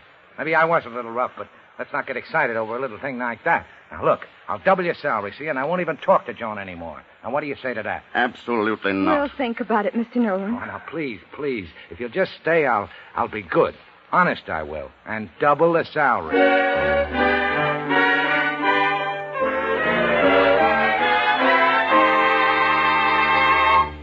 Now, look, Joan, you're sure not thinking of staying. Well, why not? There's nothing vicious about Nolan. Why, he's as harmless as a kitten. Yes, and you're catnip to him. Now, Jim, let's sit down a minute and discuss this like sensible human beings. There's nothing to discuss. Come on, let's get packed.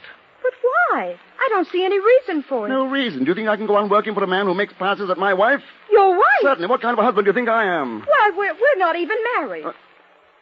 Oh, that's right. No. I seem to be forgetting that. Joan. Yes, Jim. Joan, I don't know exactly how to say this. Yes, Jim. Well, what I mean is, what if this fellow James Buchanan, the one you said was in love with you, what if he would have come to you... Oh, he won't. No, but suppose he did. What if he decided that he couldn't marry Evelyn Fletcher tomorrow? He was too much in love with you. Oh, Jim Buchanan would never do a thing like that. What makes you think he wouldn't? Well, he's just not that sort of man. Jim told Miss Evelyn he'd marry her, and he will. He'd never back out on a deal. Well, but what if he knew he was madly in love with you? That he'd never be happy with the other girl? Well, he'd keep it to himself. That's because he's honorable and fine. That's what I loved about him. You don't know what you talked yourself into. Now, look, let's not talk about James Buchanan anymore. What was it you wanted to tell me, Jim? Not a thing, Joan. Not a single blessed thing.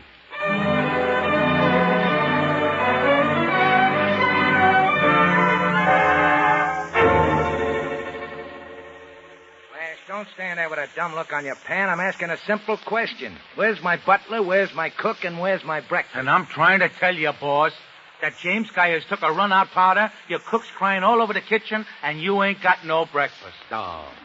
Is that so? Well, is that so? Just wait till I talk to that cook. Hey, you. Yes, Mr. Nolan. Oh, now. Look, baby, nothing could be as tough as that. Oh, he's left me. You mean for good? How do you know? He left me a note. Oh, well, you never ought to marry him in the first place. I never did. You mean he led you astray? Why, the dirty rat. One of them gigolos, huh? Oh, now, don't cry, baby. Don't cry. He ain't worth it. Now, look, I still think you're a swell dish. And that deal is still open. Now, how'd you like to go on cooking for me for the rest of your life? How'd you like to be Mrs. Dan Nolan, huh? Oh, you don't really mean that, Mr. Nolan. It's only that your kind stomach's gotten the better of your good heart. Oh, no, it ain't. I've always dreamed of coming home after a hard day at the rackets. And curling up before the fire with a good cook.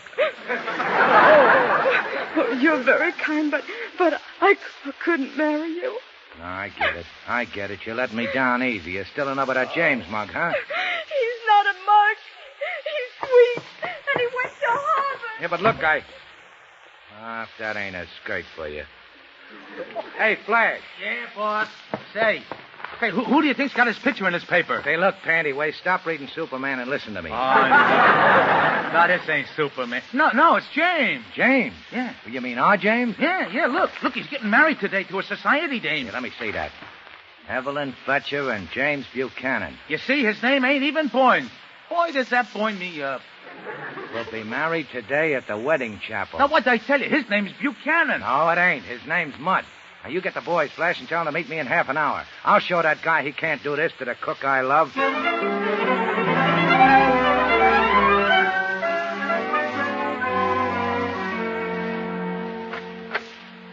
Evelyn. Jim, you mustn't come in. You're not supposed to see me in my wedding dress until the ceremony. I've got to see you, Evelyn. I've got to talk to you. But, darling, there isn't time. There's the wedding march. Evelyn, I'm not going to let you make a mistake. Yes? Pardon me. It's time for the ceremony. We'll be right there, Reverend Tuttle. Thank you. Now, what do you mean you won't let me make a mistake? Well, I think you'll be very unhappy with me, Evelyn, and if you want to call off the wedding. Call off the wedding? Are you crazy? What about all my friends? What about all my bills? I mean, are you stark staring mad? Yes. I do hate to keep bothering you all the time, but the guests are becoming restless. We'll be right out, Reverend Tuttle. Oh, thank you. Now, Mr. Buchanan, I'm waiting for an explanation. Now, look, Evelyn, you don't care anything about me. I know it. You know it. The whole town knows it. What's that got to do with it? Yes, come in. Excuse me, I do hate to keep annoying you this way, but the ceremony... Oh, dear me, what's that? All right, everybody. Just stay put and you won't get hurt.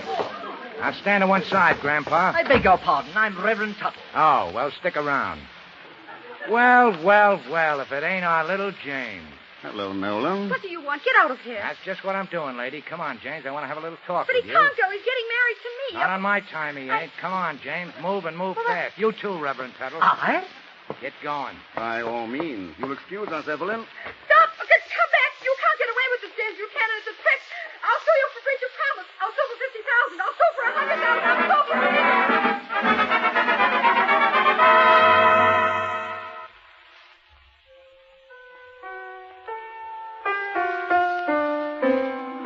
That's enough, Flash.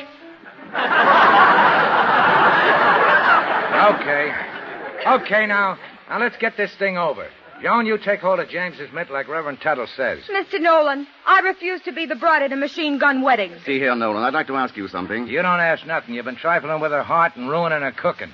Now you're going to marry her.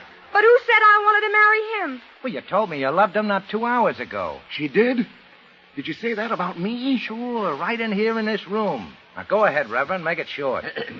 Do you, James Buchanan, take this woman to be your lawfully wedded wife? Buchanan? Did you say Buchanan? Sure, Jimmy Burns and James Buchanan are one and the same guy. I mean to love, to honor, and... Buchanan?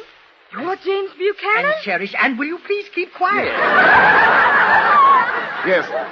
Buchanan, you know, the one you told me about. The one who's so sweet and understanding. As long as... Remember? I cried like a baby. I was so heartbroken, and you as told me to be brave. I do. Oh, how could you? Please, I can't go on with all this disturbance. Keep talking. Oh, please, sir, there's no need for gunplay. Do you, Joan Masters, take this man to be your lawfully wedded husband? Go away from me. Leave me alone. Joan, wait. You've got to listen to me.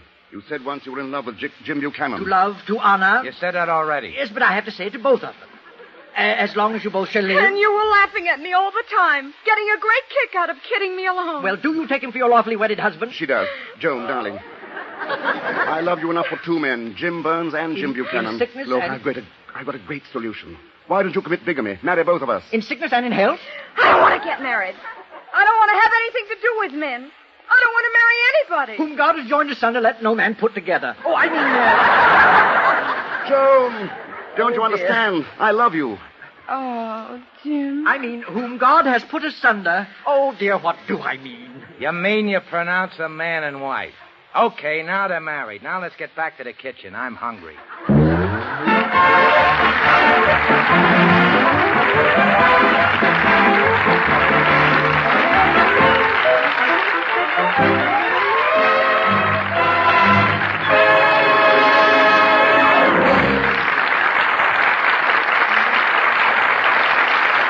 And that, ladies and gentlemen, was the Gulf Screen Guild Theater's production of If You Could Only Cook. From the applause, there's no doubt that the audience here in the theater loved it every bit as much as we enjoyed bringing it to you. And we're happy, too, that we were able to present Alice Faye, Herbert Marshall, and Humphrey Bogart in their first broadcast together. As you know, their performances, and the performances of all the stars who appear in the Gulf Theater, are donated. And in return, Gulf gives generously to the Motion Picture Relief Fund to help in the great work of building a home to provide for the workers in the picture industry who can no longer provide for themselves.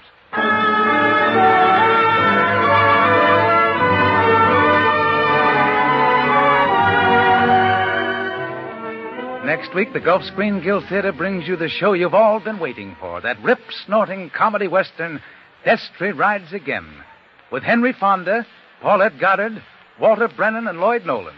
So be sure to tune in next Sunday night at the same time when the Gulf Screen Guild Theater presents Paulette Goddard, Henry Fonda, Lloyd Nolan, and Walter Brennan in Destry Rides Again, with music by Oscar Bradley's Gulf Orchestra, with Frank Tours conducting. Until then, this is Roger Pryor saying good night, everyone, for your neighborhood good Gulf dealer.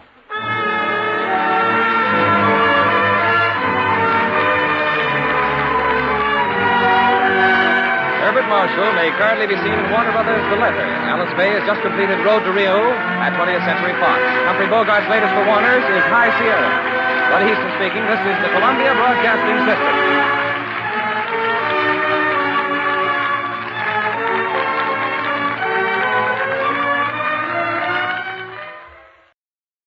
Welcome back. Bogart was not in the screen version of this story, which was entitled If You Could Only Cook, though Herbert Marshall was. This was actually released back in 1935. As I mentioned, this radio adaptation is from 1941, and you will see that on occasion with the Screen Guild Theater, where they're working with a script that was several years behind. While if you listen to Lux Radio Theater, most of their adaptations are fairly recent. In fact, the same year or just the year before. I think part of the reason for that is that the Screen Guild Theater's focus on revenue was different. While Lux and many of the other programs were trying to make a commercial profit, all of the proceeds from the Screen Guild program went to support the Motion Picture Relief Fund, because so many actors, particularly from the early era of Hollywood, during the silent film, you had players and technicians both run into the ground by just the sheer pace at which the movie studios operated. And of course you did have other actors and technicians who came on hard times. And that was why the Motion Picture Relief Fund was founded. And so they try to keep costs low, and the costs are going to be less if you're dealing with a 5 or 6 year old movie, particularly one that was just one screwball comedy among many, rather than if everything you have is a current year hit. This was funny. It was primarily funny because Humphrey Bogart was playing this role. Not funny per se. Listening to it, I had an impression this was not a 1941 story, because you wouldn't find many stories, you get to the late 30s, early 40s, that's going to be this nonsensically screwball. A troubled automobile executive goes to a park and then ends up going off to apply for the position of butler to a racketeer with a woman he's never met before. That is 1930s screwball plot. Still, even if the plot is absurd, I think the execution's pretty good. It's helped by the strong actors, Herbert Marshall in particular, and of course, Bogey. And I should mention that Bogart does a lot of these Screen Guild programs over the course of his career, which does show his overall dedication to his fellow actors and to the cause of the Screen Guild Relief Fund. All right, well, next week, no gangsters. We're going to bring you something entirely different, but it'll have Humphrey Bogart in it, and you won't want to miss it. Greetings, good gentle people. This is the amazing world of radio. From the fair city of Boise, I am your host, Adam Graham. You may send me your email dispatches at box13@greatdetectives.net.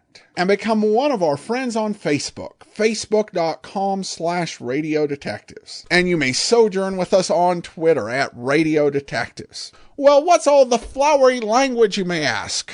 Well, that's because on today's episode, we are going to get some Shakespeare. Of course, you might be a little bit confused saying, but this is Humphrey Bogart. Well, it's going to be Humphrey Bogart in Shakespeare.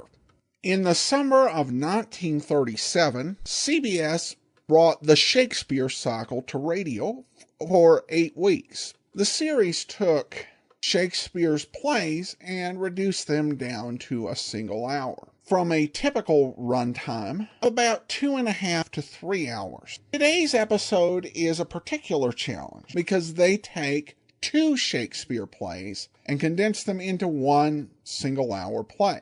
The play we're going to hear is Henry IV, which was originally Henry IV Part 1 and Henry IV Part 2, and is actually the third in a series of plays that began with Richard II and conclude with Henry V.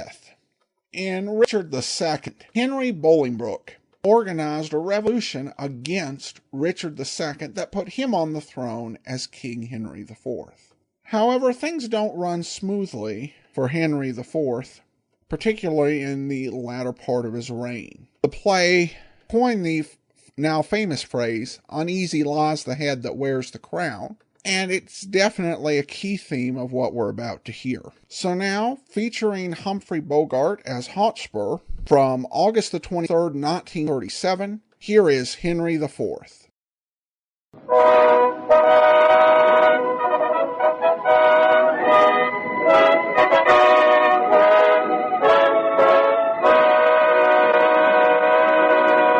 From Hollywood, California, the Columbia Network presents William Shakespeare's historical drama, Henry IV.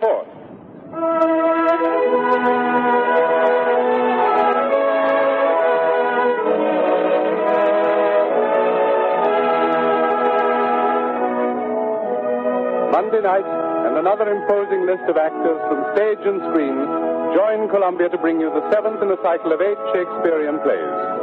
Tonight's production, Henry IV, has been uniquely treated in that the special full-hour adaptation for radio combines both Part 1 and Part 2 of this great historical play, thus making an even more memorable radio occasion for millions of listeners.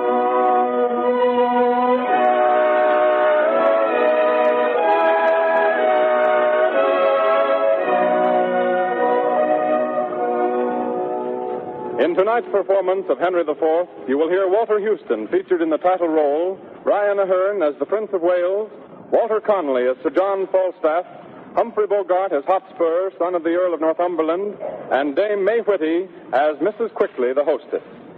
The brilliant supporting cast is headed by Ben Webster as Westmoreland, Ian McLaren as Worcester, Patrick J. Kelly as Sir Walter Blunt, Eric Snowden as Northumberland, and Jack Smart as Foyne. Conway Turrell, distinguished actor of stage and screen, will come forward in just a moment as narrator to set the stage for the first scene. Meantime, Victor Bay, Columbia's talented young conductor, raises his baton to lead the orchestra in the musical introduction to Henry IV.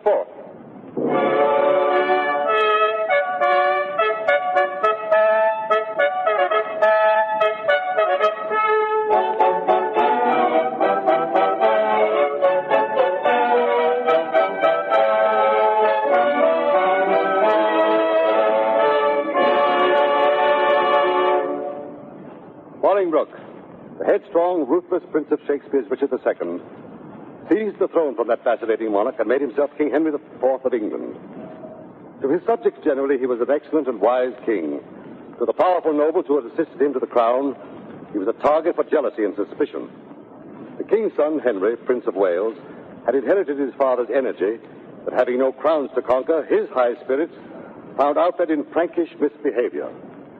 He spurned the ceremony of court life, preferring to haunt the taverns of London with his chief crony, fat, dissolute old Sir John Falstaff. Arm in arm, these two roamed the streets and highways, picking quarrels, hobnobbing with bartenders, insulting the nobility. Eventually, they joined up for the band of robbers. In this play, we have the story of young Hal's reformation, his reconciliation with his kingly father, and his coronation as Henry V.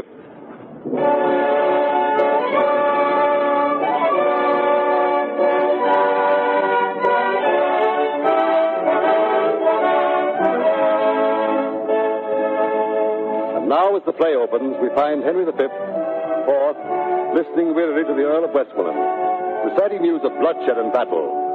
The powerful Percy family who helped him to the throne originally are on the warpath again, fighting in Scotland, fighting in Wales, and all the king wants is peace. Peace and a dutiful son. 10,000 bold Scots, 22 knights balked in their own blood, did Sir Walter see on Homeland plains. Of prisoners, Hotspur took Mordake, the Earl of Fife, the eldest son of Beaton Douglas, the Earl of Athol, of Murray, Angus, and Monteith. And is not this an honourable spoil, a gallant prize? Cousin, is it not? In faith, it is a conquest for a prince to boast of. Yea, there thou makest me sad, and makest me sin in envy, that my Lord Northumberland should be the father of so blessed a son, whilst I, by looking on the praise of him, see riot and dishonour stain the brow of my young Harry. Oh, that it could be proved that some night-tripping fairy had exchanged in cradle clothes our children where they lay. Then would I have his Harry, and he mine. But let him from my thoughts. What think you, cause of this young Hotspur's pride? The prisoners which he in this adventure hath surprised to his own use he keeps, and sends me word I shall have none but Mordake, Earl of Fife. This is his uncle's teaching. This is Worcester, malevolent to you in all aspects, which makes him prune himself and bristle up the crest of youth against your dignity. But I have sent for him to answer this. Cousin, on Wednesday next, our council we will hold at Windsor. So inform the lords. I will, my liege.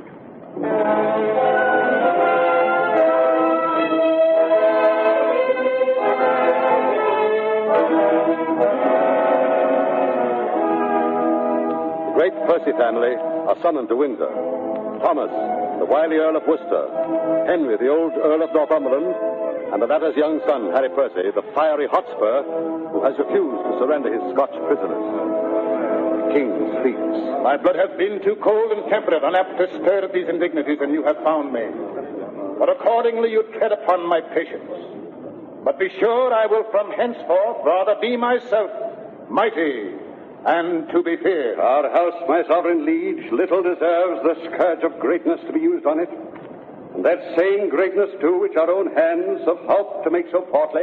Get thee gone, for I do see danger and disobedience in thine eye.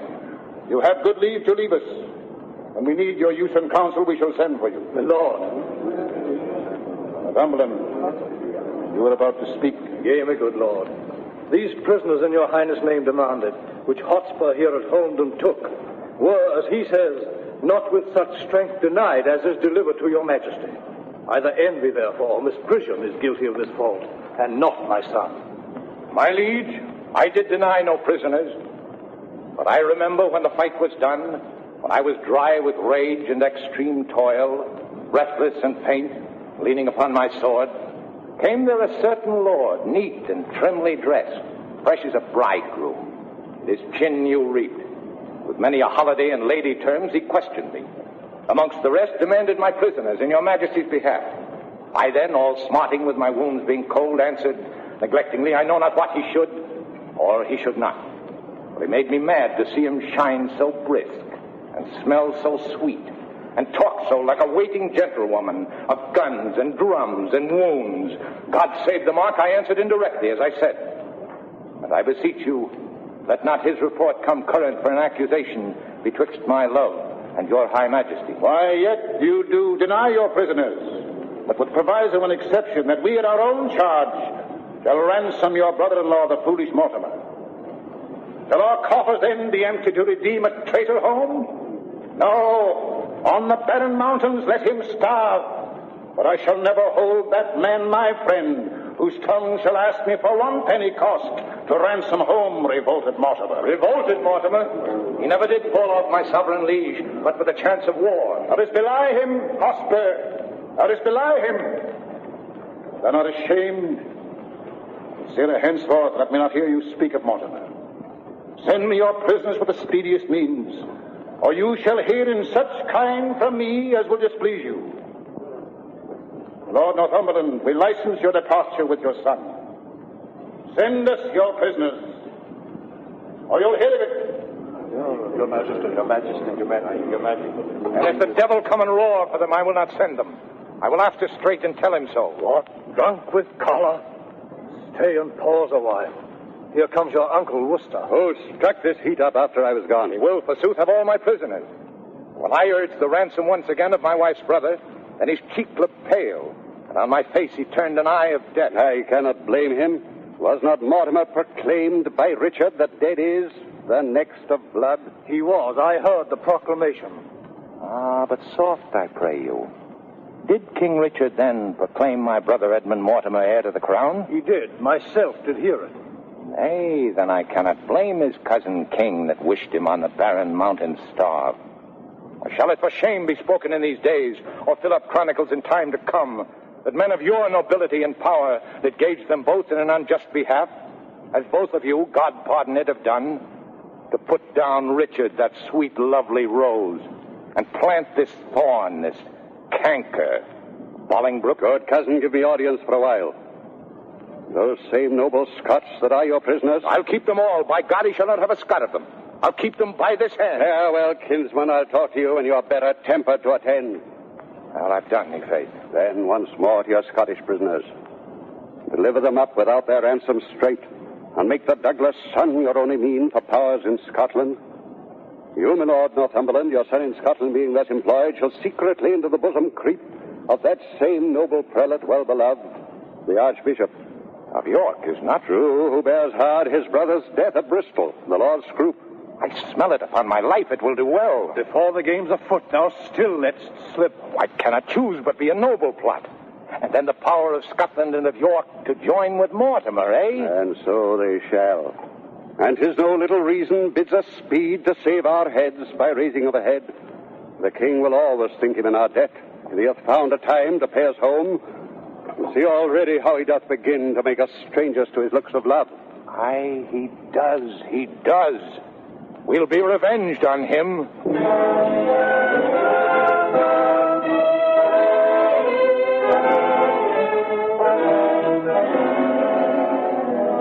The powerful Percy family plot to overthrow Henry IV. And while the king's fate hangs in the balance, the Prince of Wales sits idly at his favorite tavern, talking idly with his favorite companion, Fat John Falstaff. Now, Hal, what time of day is it, lad? What the devil hast thou to do with the time of the day? Unless ours were cups of sack and clocks the tongues of boards. I see no reason why thou shouldst be so superfluous to demand the time of day. Indeed, you come near me now, Hal. Ah, well, we that take purses go by the moon. Yea, governed as the sea is, by the moon. Now in as low ebb as the foot of the ladder, and by in as high a flow as the ridge of the gallows. Oh, thou hast the most unsavory similes. Sweet wag, when thou art king, do not hang a thief. No, thou shalt. Shall I? Oh, rare! By the Lord, I'll be a brave judge. Thou judgest false already. I mean, thou shalt have the hanging of the thieves, and so become a rare hangman. Oh, thy quips and thy quiddities. Oh, thou hast a damnable iteration. Thou art able to corrupt a saint. Thou hast done much harm upon me, Hal. Why, thou stuffed cloak bag of guts. God forgive thee for it, Hal. But I must give over this life. And I will give it over. By the Lord, and I do not, I'm a villain. I'll be damned for never a king's son in Christendom. Thou swollen parcel of dropsies, where shall we take a purse tomorrow? Sounds where thou wilt. Thou old bearded Satan. I see a good amendment of life in thee. From praying to purse-taking. Why, Hal, 'tis my vocation. Hal, 'tis no sin for a man to labor in his vocation. Good morrow, sweet Hal. Good morrow, Poins. What says Sir John Sack and Sugar? I'm as melancholy as a jibbed cat. My lads, tomorrow morning early at Eastcheap, there are traders riding to London with fat purses. If you will go, I will stuff your purses. If you will not, tarry at home and be hanged. Hal, wilt thou make one? Oh, I, Rob? I, a thief? Not I, by my faith. Thou comest not at the blood royal if thou darest not. I'll tarry at home. By the Lord, I'll be a traitor then when thou art king. I care not. Oh, if men were to be saved by merit, what hole in heaven. Sir John, I prithee, leave the prince and me alone. I will lay him down such reasons for this adventure that he shall go. Well, God give thee the spirit of persuasion. Farewell. You shall find me in Eastcheap. Now, me good sweet honey lord, ride with us tomorrow. I have a jest to execute that I cannot manage alone. Falstaff, Bardolph, Peto, and Catsill shall rob these men, and when they have...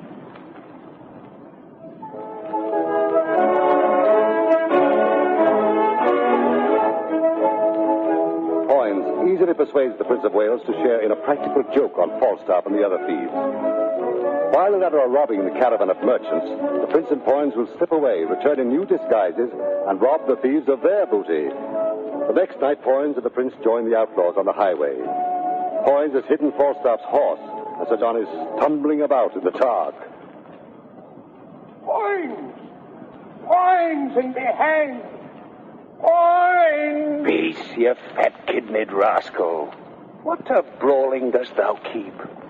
Hal! Aye. Sweet prince, where's Poins? He has walked up to the top of the hill. Oh, I am accursed to rob in that thief's company. The rascal hath removed my horse and tied him I know not where. Poins! A plague upon you! Hard off! Peto! I'll starve ere I rob a foot further.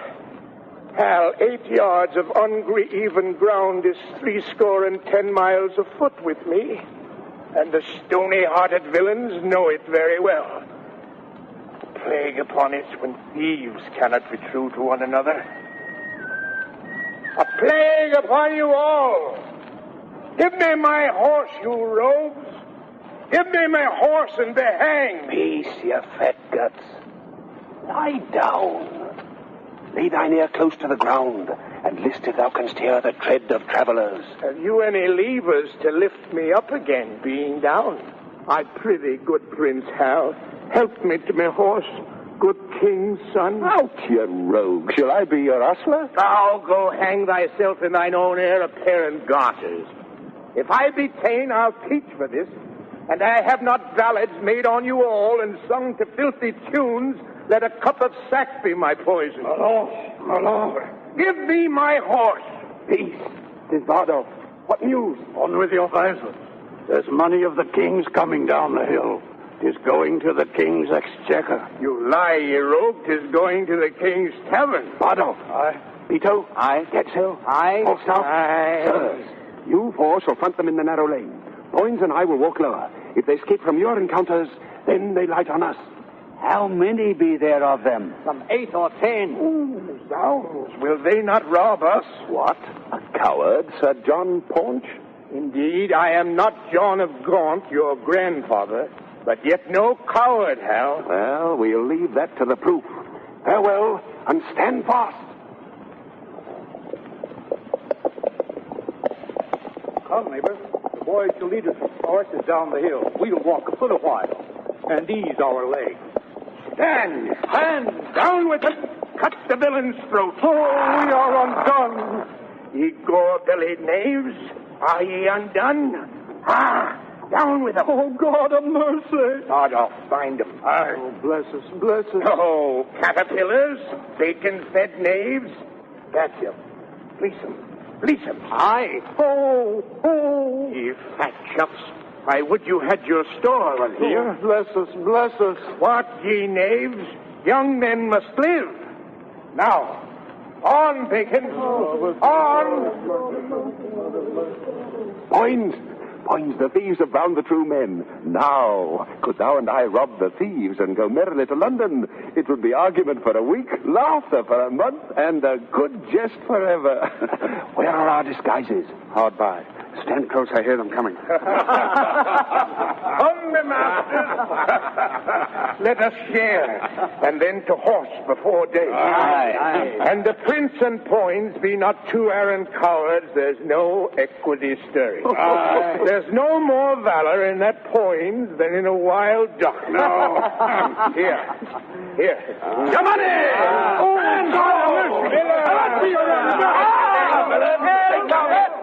On your way.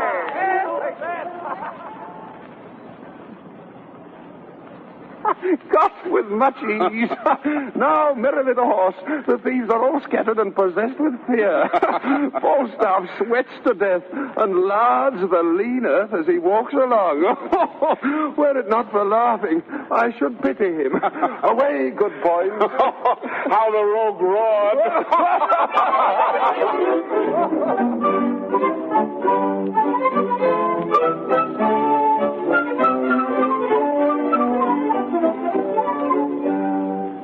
Prince of Wales and Poins now return to the tavern. Shortly after their arrival, Falstaff and his companions burst into the room. Old Sir John is puffing and blowing with rage. Welcome, Jack, welcome. Where hast thou been? A plague of all cowards, I say. Give me a cup of sack. How now, Woolsack? A king's son. If I do not beat thee out of thy kingdom with a dagger of lath, and drive all thy subjects before thee like a flock of wild geese, I'll never wear hair on me face more. You, Prince of Wales. Why, you plague of a round man, what's the matter? Are you not a coward? Answer me that. And Poins there. Zounds, you fat paunch, and you call me coward, by the Lord, I'll stab thee. I call thee coward. I'll see thee damned or I call thee coward, but I'd give 1,000 pounds I could run as fast as thou canst. Give me a cup of sack. I'm a rogue if I drunk today. Oh, villain, thy lips are scarce wiped since thou drunkest last. All's one for that. Plague of all cowards. Still, say I. Why, what's the matter? What's the matter? There be 4 of us here have taken 1,000 pounds this day morning. Where is it, Jack? Where is it? Where is it? Taken from us it is. 100 upon poor 4 of us. What? 100 men? I am a rogue if I were not at half swords with a dozen of them 2 hours together. Oh, I've escaped by miracle. I'm 8 times thrust through the doublet, 4 through the hose, my buckler cut through and through, my sword hacked like a handsaw. I never dealt better since I was a man. All would not do. A plague of all cowards. Let them speak. If they speak more or less than truth, they are villains and the sons of darkness.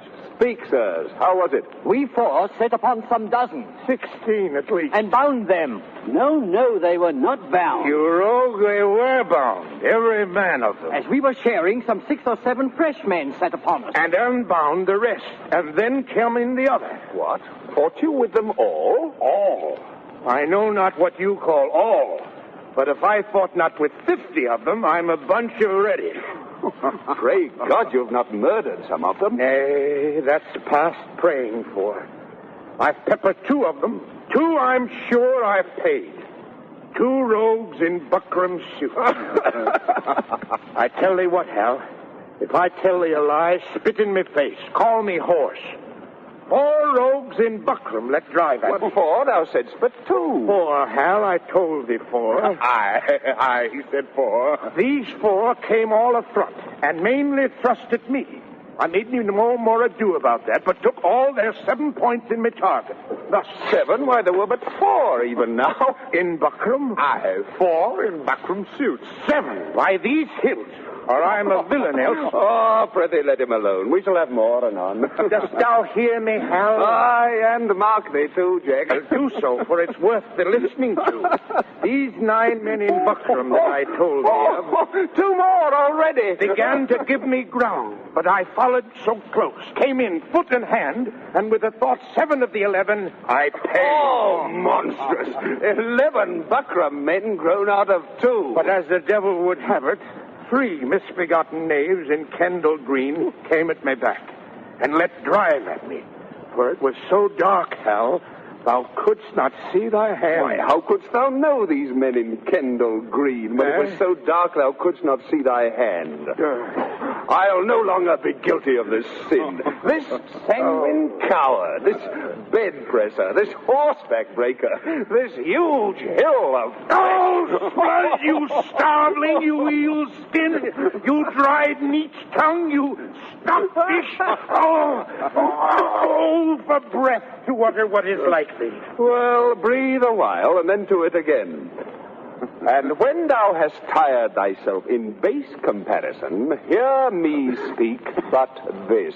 Mark, Jack. We 2 saw you 4 set on to and bound them, and were masters of their wealth. Mark now how a plain tale shall put you down. Then did we 2 set on you 4, and with a word outfaced you from your prize and have it. Yea, and can show it you here in the house. And, Falstaff, you carried your guts away as nimbly and with as quick dexterity, and roared for mercy, and still ran and roared as ever I heard bull calf. Why, what a slave art thou, to hack thy sword as thou hast done, and then say it was in fight. What trick canst thou now find out, to hide thee from this open and apparent shame? Come, let's hear, Jack. What trick hast thou now?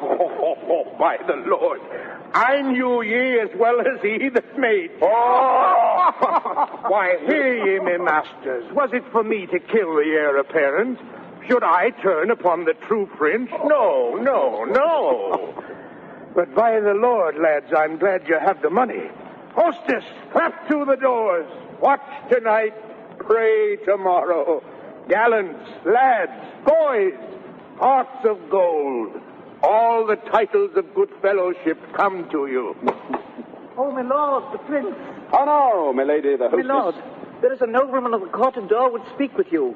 He says he comes from your father. Well, give him as much as will make him a royal man, and send him back again to my father. Hal, shall I give him his answer? Oh, prithee do, Jack. Faith, and I'll send him packing. Hey, Peter, tell me now in earnest, how came Falstaff's sword so hacked? Why, he hacked it with his dagger and said he would make you believe it was done in fight and persuaded us to do the like. Here comes Jack. Here comes Barebone. Oh, now, my sweet creature of bombast. There's villainous news abroad. Here was Sir John Bracy come from your father. You must to the court in the morning. That same mad fellow of the north, Hotspur, and that sprightly Scot of Scots, Douglas, and Worcester is stolen away tonight. Thy father's beard is turned white with the news. Tell me, Hal, art not thou horribly afeard? Thou being heir apparent, could the world pick thee out 3 such enemies? Art thou not horribly afeard? Not a whit. I lack some of thy instinct. Oh, my lord, the sheriff with the most monstrous watches at the door. They're come to search the house. Dost thou hear, Hal? If you will deny the sheriff, so. If not, let him enter. Go, hide thee behind the arras, Jack. Call in the sheriff. Sheriff? My lord. Now, Master Sheriff, what is your will with me? First, pardon me, my lord. You and Cry have followed certain men unto this house. What men? One of them is well known, my gracious lord. A gross fat man, as fat as butter. Oh, the man, I do assure you, is not here. My lord, there are 2 gentlemen have in this robbery lost 300 marks. It may be so. If he have robbed these men, he shall be answerable. And so let me entreat you, leave the house. I will. Good night, my noble lord. I think it is good morrow, is it not? Indeed, my lord. I think it be 2 o'clock. This oily rascal Falstaff is known as well as Paul's. Go, call him forth. Falstaff! Fast asleep behind the arras and snoring like a horse. Oh, hark, how hard he fetches breath. Search his pockets. What hast thou found? Nothing but papers, my lord. Let's see what they be. Read them. Item, a capon, 2 shilling and 2pence. Item, sauce, 4pence. Item, sack, 2 gallons, 5 shillings and 8pence. Item, anchovies and sack after supper, 2 shilling and 6pence. Item, bread, a halfpenny. Oh, monstrous. But 1 halfpenny worth of bread to all this intolerable deal of sack. Well, what there is else, keep close. We'll read it at more advantage. There let him sleep till day. I'll to the court in the morning, and the money shall be paid back again with advantage. We must all to the wars. Good morrow, Poins. Good morrow, good my lord.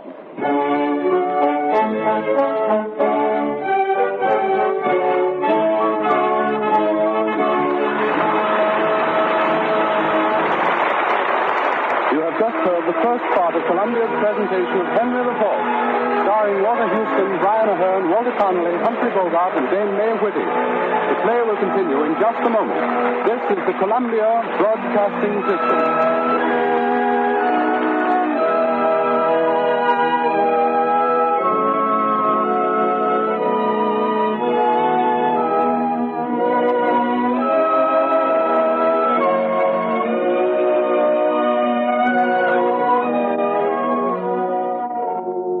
And now, we continue with the second part of Shakespeare's Henry IV, and again your narrator, Conway Turl, comes forward to set the scene.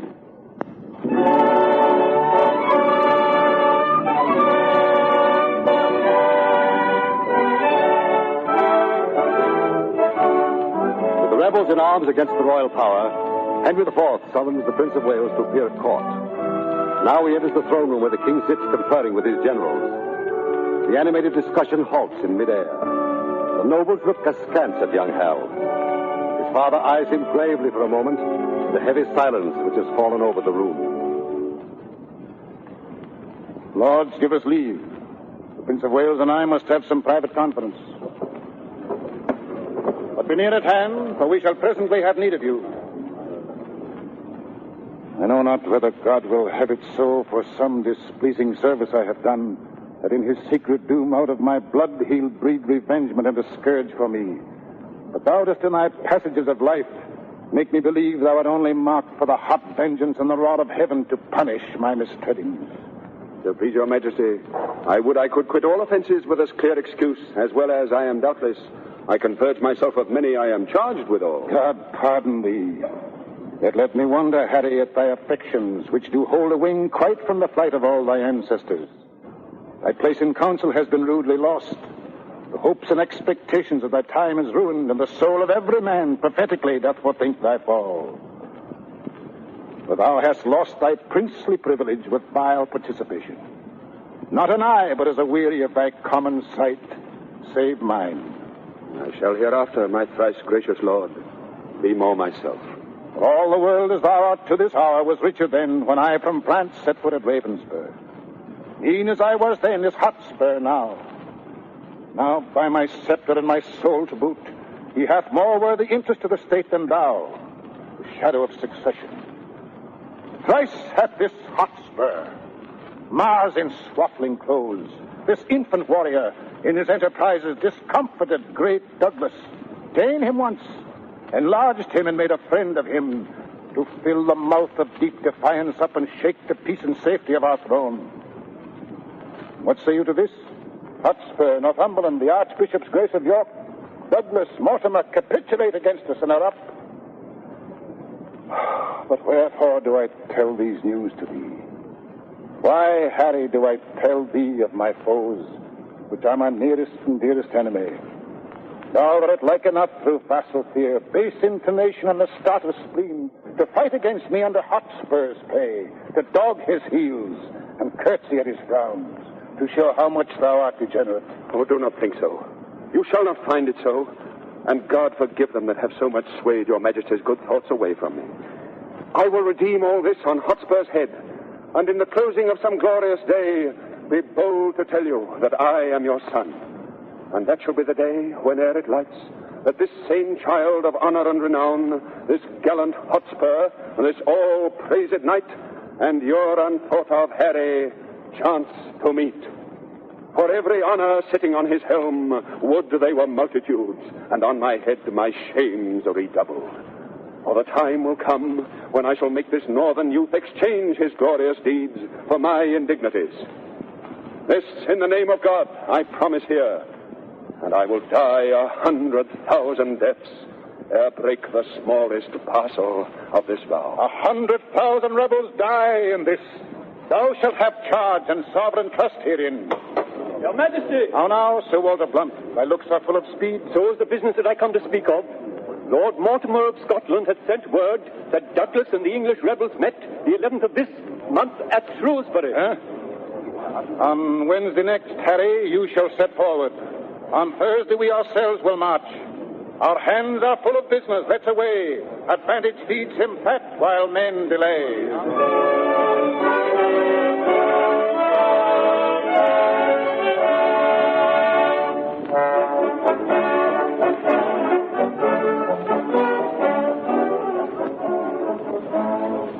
Meanwhile, in the tavern, Falstaff is awakened from his drunken stupor. He's railing at the hostess. How now, Dame Hostess? Have you inquired yet who picked my pocket? I warrant you. Why, the tithe of a hair was never lost in my house before. You lie, Hostess. I'll be sworn my pocket was picked. Why, Sir John, do you think I keep thieves in my house? Go to. You are a woman. Go. A woman? I? God's light. I was never called so in my own house before. Go to. I know you well enough. No, Sir John. You do not know me, Sir John. I know you, Sir John. You owe me money, Sir John. And now, you pick a quarrel to beguile me of it. I'll pay not a denier. I've lost a seal ring of my grandfather's worth 40 marks. Oh, I've heard the prince tell him I know not how often that ring was copper. Now, the prince is a jack, a sneaker. Blood, and he were here, I'd cudgel him like a dog, if he would say so. The prince comes!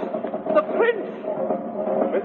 Whale comes marching down the street, head of a detachment of troops. My lord, I pray you hear me. What sayest thou, Mistress Quickly? Prithee, let her alone and listen to me. What sayest thou, Jack? The other night I fell asleep here behind the arras and had my pocket picked. This house is turned bawdy house. They pick pockets. Why, what didst thou lose, Jack? Wilt thou believe me, Hal? 3 or 4 bonds of 40 pounds apiece, and a seal ring of my grandfather's. Oh, a trifle, some 8-penny matter. So I told him, my lord, and I said I heard your grace say so. And my lord, he speaks most vilely of you, like a foul-mouthed man as he is, and said he would cudgel you. What? He did not. There's neither faith, truth, nor womanhood in me else. There's no more faith in thee than in a stewed prune. Tilly-fally. Nay, my lord, he called you Jack, and said he would cudgel you. Yea, if he said my ring was copper. Well, I say 'tis copper.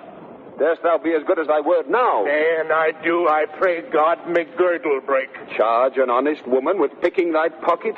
Why, thou impudent, embossed rascal, if there were anything in thy pocket but taverning reckonings, memorandums of bawdy houses, and one poor pennyworth of sugar candy to make thee long-winded, if thy pocket were enriched with any other injuries but these, I am a villain. Why, art thou not ashamed? You confess, then. You picked my pocket. Well, it appears so, but story.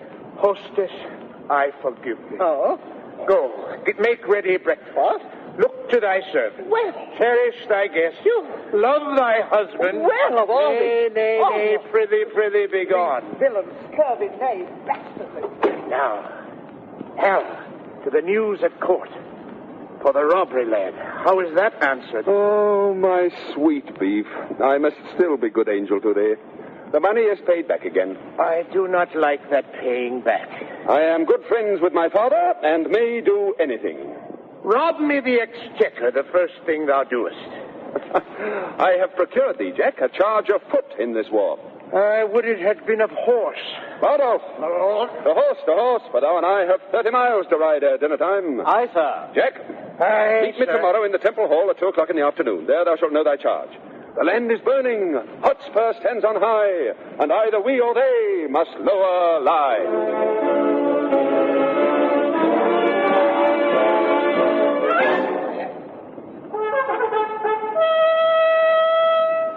England is in arms.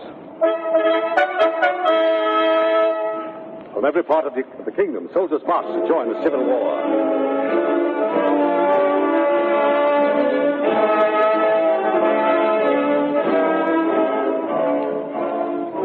The rebel troops drawn up in battle array by Hotspur are put at disadvantage by the sudden illness of Northumberland. Pendower is 2 weeks late in recruiting his troops. Hotspur and the equally fiery Douglas are determined to go on ahead without them. Worcester and Vernon urge delay. Throughout the night, they wrangle, pacing the dimly lighted tent. We'll fight with him tonight. It may not be. You give him an advantage. Not a whit. Why say you so? Looks he not for supply? So do we. His is certain, ours is doubtful. Good cousin, be advised. Stir not tonight. Do not, my lord. Vernon, you do not counsel well. You speak it out of fear and cold heart. Do me no slander, Douglas. By my life, I hold as little counsel with weak fear as you, my lord, or any Scot that this day lives. Let it be seen tomorrow in the battle which of us fears. Yea, or tonight. Content. Tonight, say I. Come, it may not be. I wonder much, being men of such great leading as you are, that you foresee not what impediments drag back our expedition. Your Uncle Worcester's horse came but today, and now their pride and mettle is asleep. Their courage with hard labor, tame and dull. So are the horses of the enemy. The better part of ours are full of rest. The number of the king exceedeth ours. For God's sake, cousin, stay till all come in. My lord, Sir Walter Blunt. Welcome, Sir Walter Blunt. And would to God you were of our determination. The king has sent to know the nature of your griefs, and whereupon you conjure from the breast of civil peace such bold hostility, teaching his duteous land audacious cruelty. If that the king have any way your good deserts forgot, which he confesseth to be manifold, he bids you name your griefs, and with all speed you shall have your desires with interest, and pardon absolute for yourself and these herein misled by your suggestion. The king is kind, and well we know the king knows at what time to promise, when to pay. My father and my uncle and myself did give him that same royalty he wears. I come not to hear this. Then to the point. He deposed the king. Soon after that, deprived him of his life. And in the neck of that, tasked the whole state. Disgraced me in my happy victories. And in conclusion, drove us to seek out this head of safety. And withal to pry into his title, the which we find too indirect for long continuance. Shall I return this answer to the king? Not so, Sir Walter. We'll withdraw a while. Go to the king, and let there be in pawn some surety for a safe return again. And in the morning early shall my uncle bring him our purposes. And so farewell. I would you would accept of grace and love. And maybe so we shall. Pray God you do.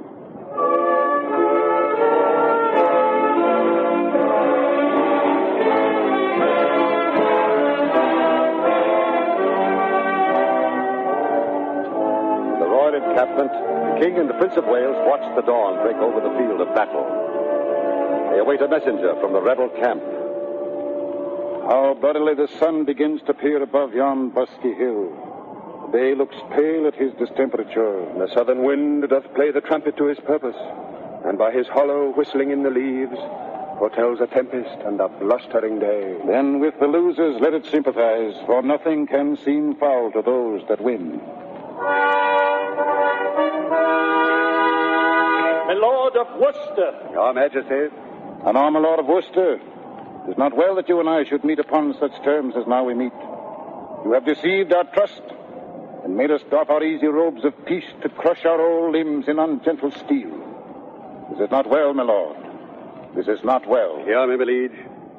For mine own part, I could be well content to entertain the lag end of my life with quiet hours. For I do protest I have not sought the day of this dislike. You have not sought it? How comes it, then? It pleased your Majesty to turn your looks of favor from myself and all our house. And yet I must remember you, my lord, we were the first and dearest of your friends. For you, my staff of office, did I break in Richard's time, and posted day and night to meet you on the way and kiss your hand. It was myself, my brother, and his son that brought you home and boldly did outdare the dangers of the time. These things indeed you have articulate proclaimed at market crosses, read in churches, to face the garment of rebellion, of pell-mell havoc and confusion. In both your armies there is many a soul shall pay full dearly for this encounter, if once they join in trial. My Lord of Worcester, tell your nephew, I, the Prince of Wales, do join with all the world in praise of him. I do not think a braver gentleman, more daring or more bold, is now alive to grace this latter age with noble deeds. For my part, I may speak it to my shame, I have a truant been to chivalry, and so I hear he doth account me too. Yet this before my father's majesty, I am content that he shall take the odds of his great name and estimation, and will, to save the blood on either side, try fortune with him in a single fight. And, Prince of Wales, so dare we venture thee, albeit considerations infinite do make against it. No, good Worcester, no. We love our people well. Even those we love that are misled upon your cousin's part. Will they take the offer of our grace? Both he and they and you. Yea, every man shall be my friend again, and I'll be his. So tell your cousin and bring me word what he will do. But if he will not yield, rebuke and dread correction wait on us. They shall do their office, so be gone. Indeed. Will not now be troubled with reply. We offer fair.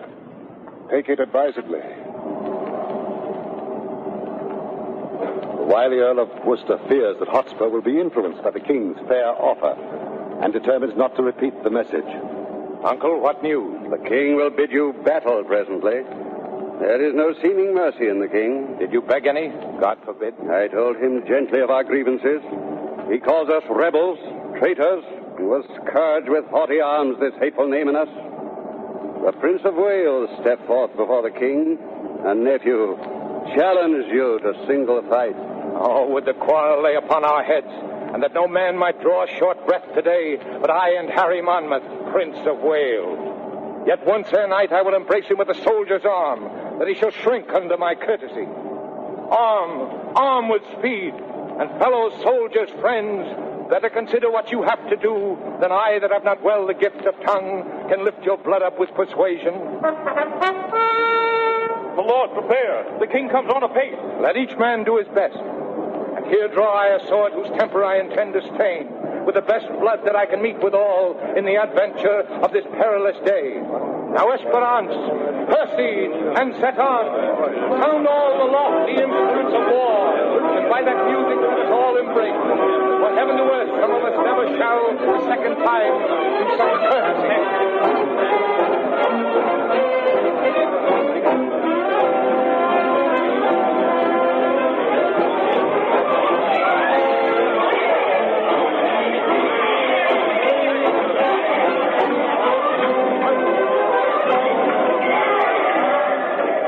The battle rages fiercely. On both sides, brave men are killed and maimed and lost to England forever. But as the day wanes, when only the strongest and luckiest still stand, the two great protagonists of the drama meet at last. Both bleeding, both weary, and both determined.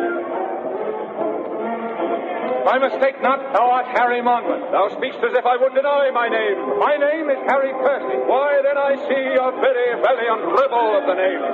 I am the Prince of Wales, and think not Hotspur to share with me in glory anymore.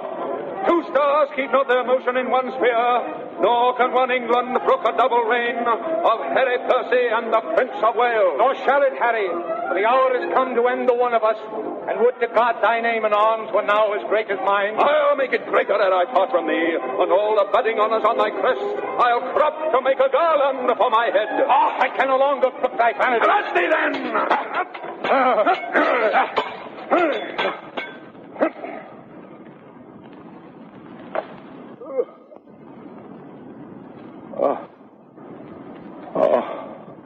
Oh, Harry, thou hast robbed me of my youth.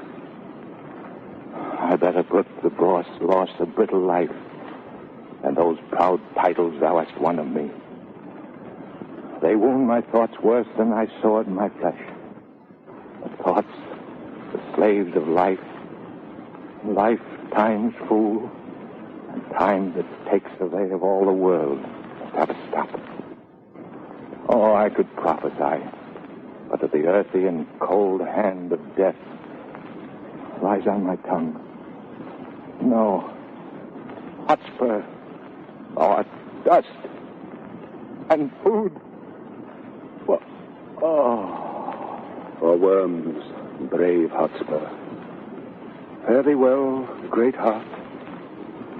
Ill-weaved ambition, how much art thou shrunk, when that this body did contain a spirit, a kingdom for it was too small a bound.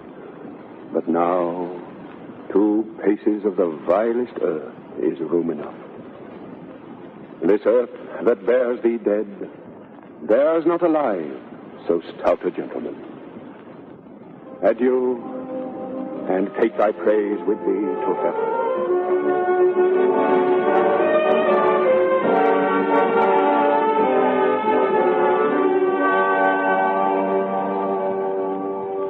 The death of Hotspur cracks the power of the rebels, but long months of fighting must go on.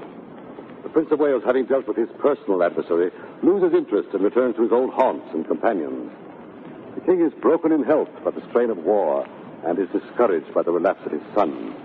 He falls into a serious illness. The Prince of Wales is summoned hastily to the palace. Now the king and the prince are together in the royal chamber. On the bed of state lies the king in the deep coma of approaching death. Beside him on a crimson pillow lies the crown of England. The young prince bends over his father. My gracious lord, my father, this sleep is sound indeed. This is a sleep that from this golden rigol hath divorced so many English kings. Thy due from me is tears and heavy sorrows of the blood. My due from thee is this imperial crown, which, as immediate from thy place and blood, derives itself to me. Lo, where it sits, which God shall guard, and put the world's whole strength into one giant arm. It shall not force this lineal honor from me. This from thee will I to mine leave, as 'tis left to me.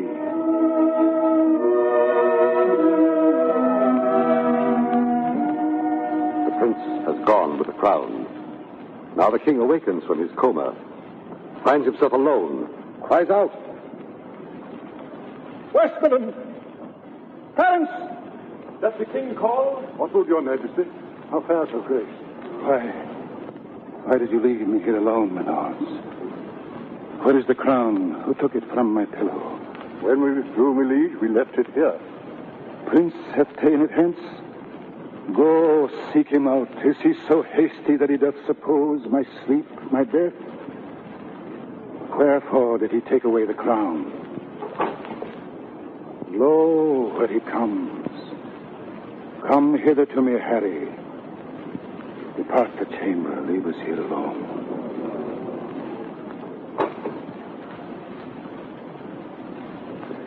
I never thought to hear you speak again. Thy wish was father, Harry, to that thought. Thy life did manifest thou lovest me not. And thou wilt have me die assured of it. Then get thee gone and dig my grave thyself, and bid the merry bells ring to thine ear that thou art crowned. Not that I am dead. For now time is come to mock at form. Harry the Fifth is crowned. Up vanity, down royal state. All you sage counselors hence, to the English court assemble now from every region. Apes of idleness, now neighbor confines, purge you of your scum. Have you a ruffian that will swear, drink, dance, revel the night, rob, murder, commit the oldest sins, the newest kind of ways? Be happy. He will trouble you no more. England shall double gild his treble guilt. England shall give him office, honor, might. For the fifth Harry from curbed license plucks the muzzle of restraint, and the wild dog shall flesh his tooth on every innocent. Oh, my poor kingdom, sick with civil blows. Oh, there will be a wilderness again, peopled with wolves, thy old inhabitants. Oh, pardon me, my liege. But for my tears, the moist impediments unto my speech, I had forestalled this dear and deep rebuke, ere you with grief had spoke, or I had heard the cause of it so far. There is your crown, and he that wears the crown immortally, long guard it yours. God witness with me when I here came in and found no course of breath within your majesty. How cold it struck my heart. If I do feign, oh, let me in my present wildest die and never live to show the incredulous world the noble change that I have purposed in.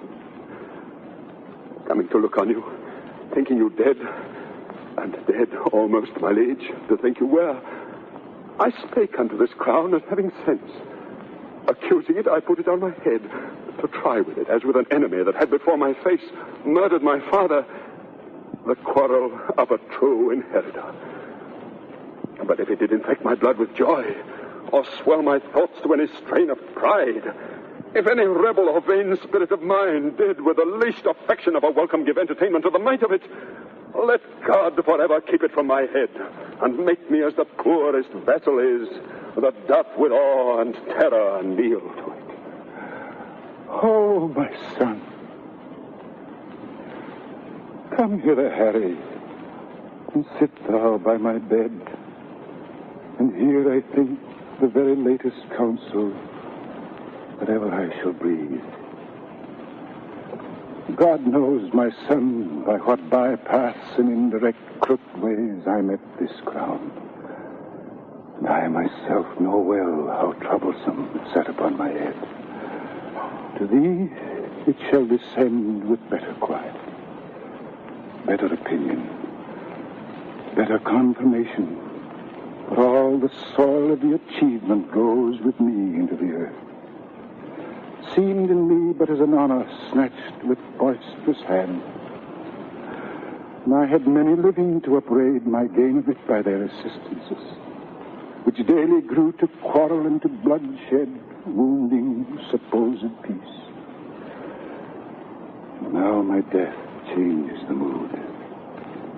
For what in me was purchased falls upon thee in a more fairer sort. How came I by the crown? Oh, God forgive. and grant it may with thee in true peace live. My gracious liege.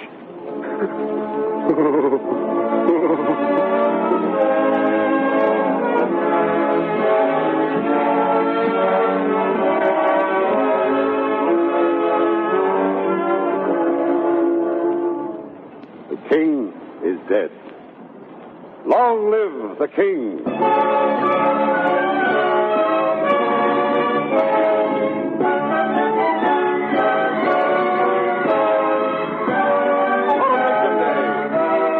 Crowds line the streets of London to see young Hal, who has this day been crowned King Henry V of England. Now the procession is returning from Westminster Abbey. The cheers grow louder. In the front rank stands old Sir John Falstaff and his disreputable companion. He's tipsy with wine and drunk with the prospect of his future fortune as the king's crony. Stand here by me, Master Robert Shallow. Pistols, stand behind me. I will make the king do you grace. I will leer upon him as he comes by, and do but mark the countenance that he will give me. God save thy grace, King Hal, my royal Hal, my royal Hal! The heavens thee guard and keep, most royal imp of fame. God save thee, my sweet boy!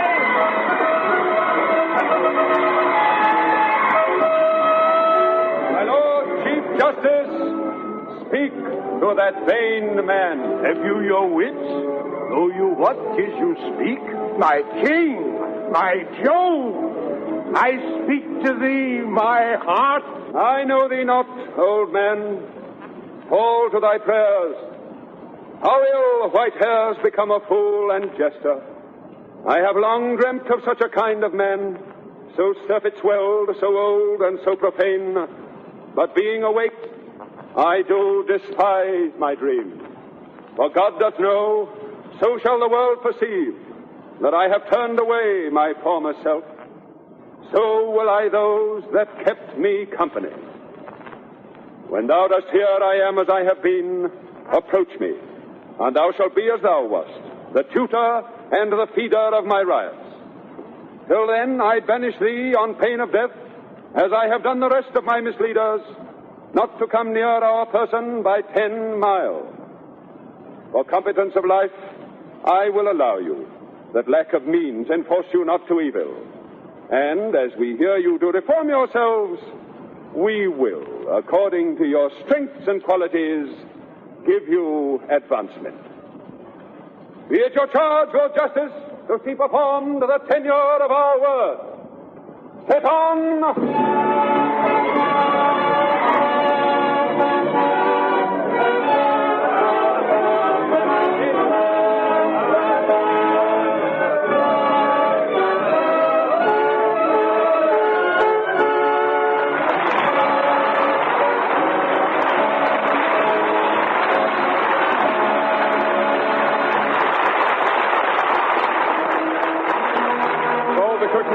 At Columbia's Music Box Theater in Hollywood on the radio adaptation of Shakespeare's Henry IV. Downstage, acknowledging the enthusiastic applause, are Walter Houston, who played the king, Brian Aherne, who was Prince of Wales, Walter Connolly, who portrayed the rotund Sir John Falstaff, Humphrey Bogart, who was the turbulent Hotspur, and Dame May Whitty, who was Mrs. Quickly, the hostess. Ben Webster played Westmoreland, Ian McLaren was Worcester, Patrick J. Kelly was Sir Walter Blunt, Eric Snowden was Northumberland, and Jack Smart was Foyne. In tonight's performance, you heard Brian Aherne, who just completed the picture A Great Garrick for Mervyn LeRoy. Walter Connolly, who appeared through the courtesy of Columbia Pictures, Humphrey Bogart, courtesy of Warner Brothers Pictures Incorporated, and Dame May Whitty, Metro-Goldwyn-Mayer. Conway Pearl was the narrator, and the musical score was arranged and conducted by Victor Bay. The play was adapted for radio and produced by Brewster Morgan.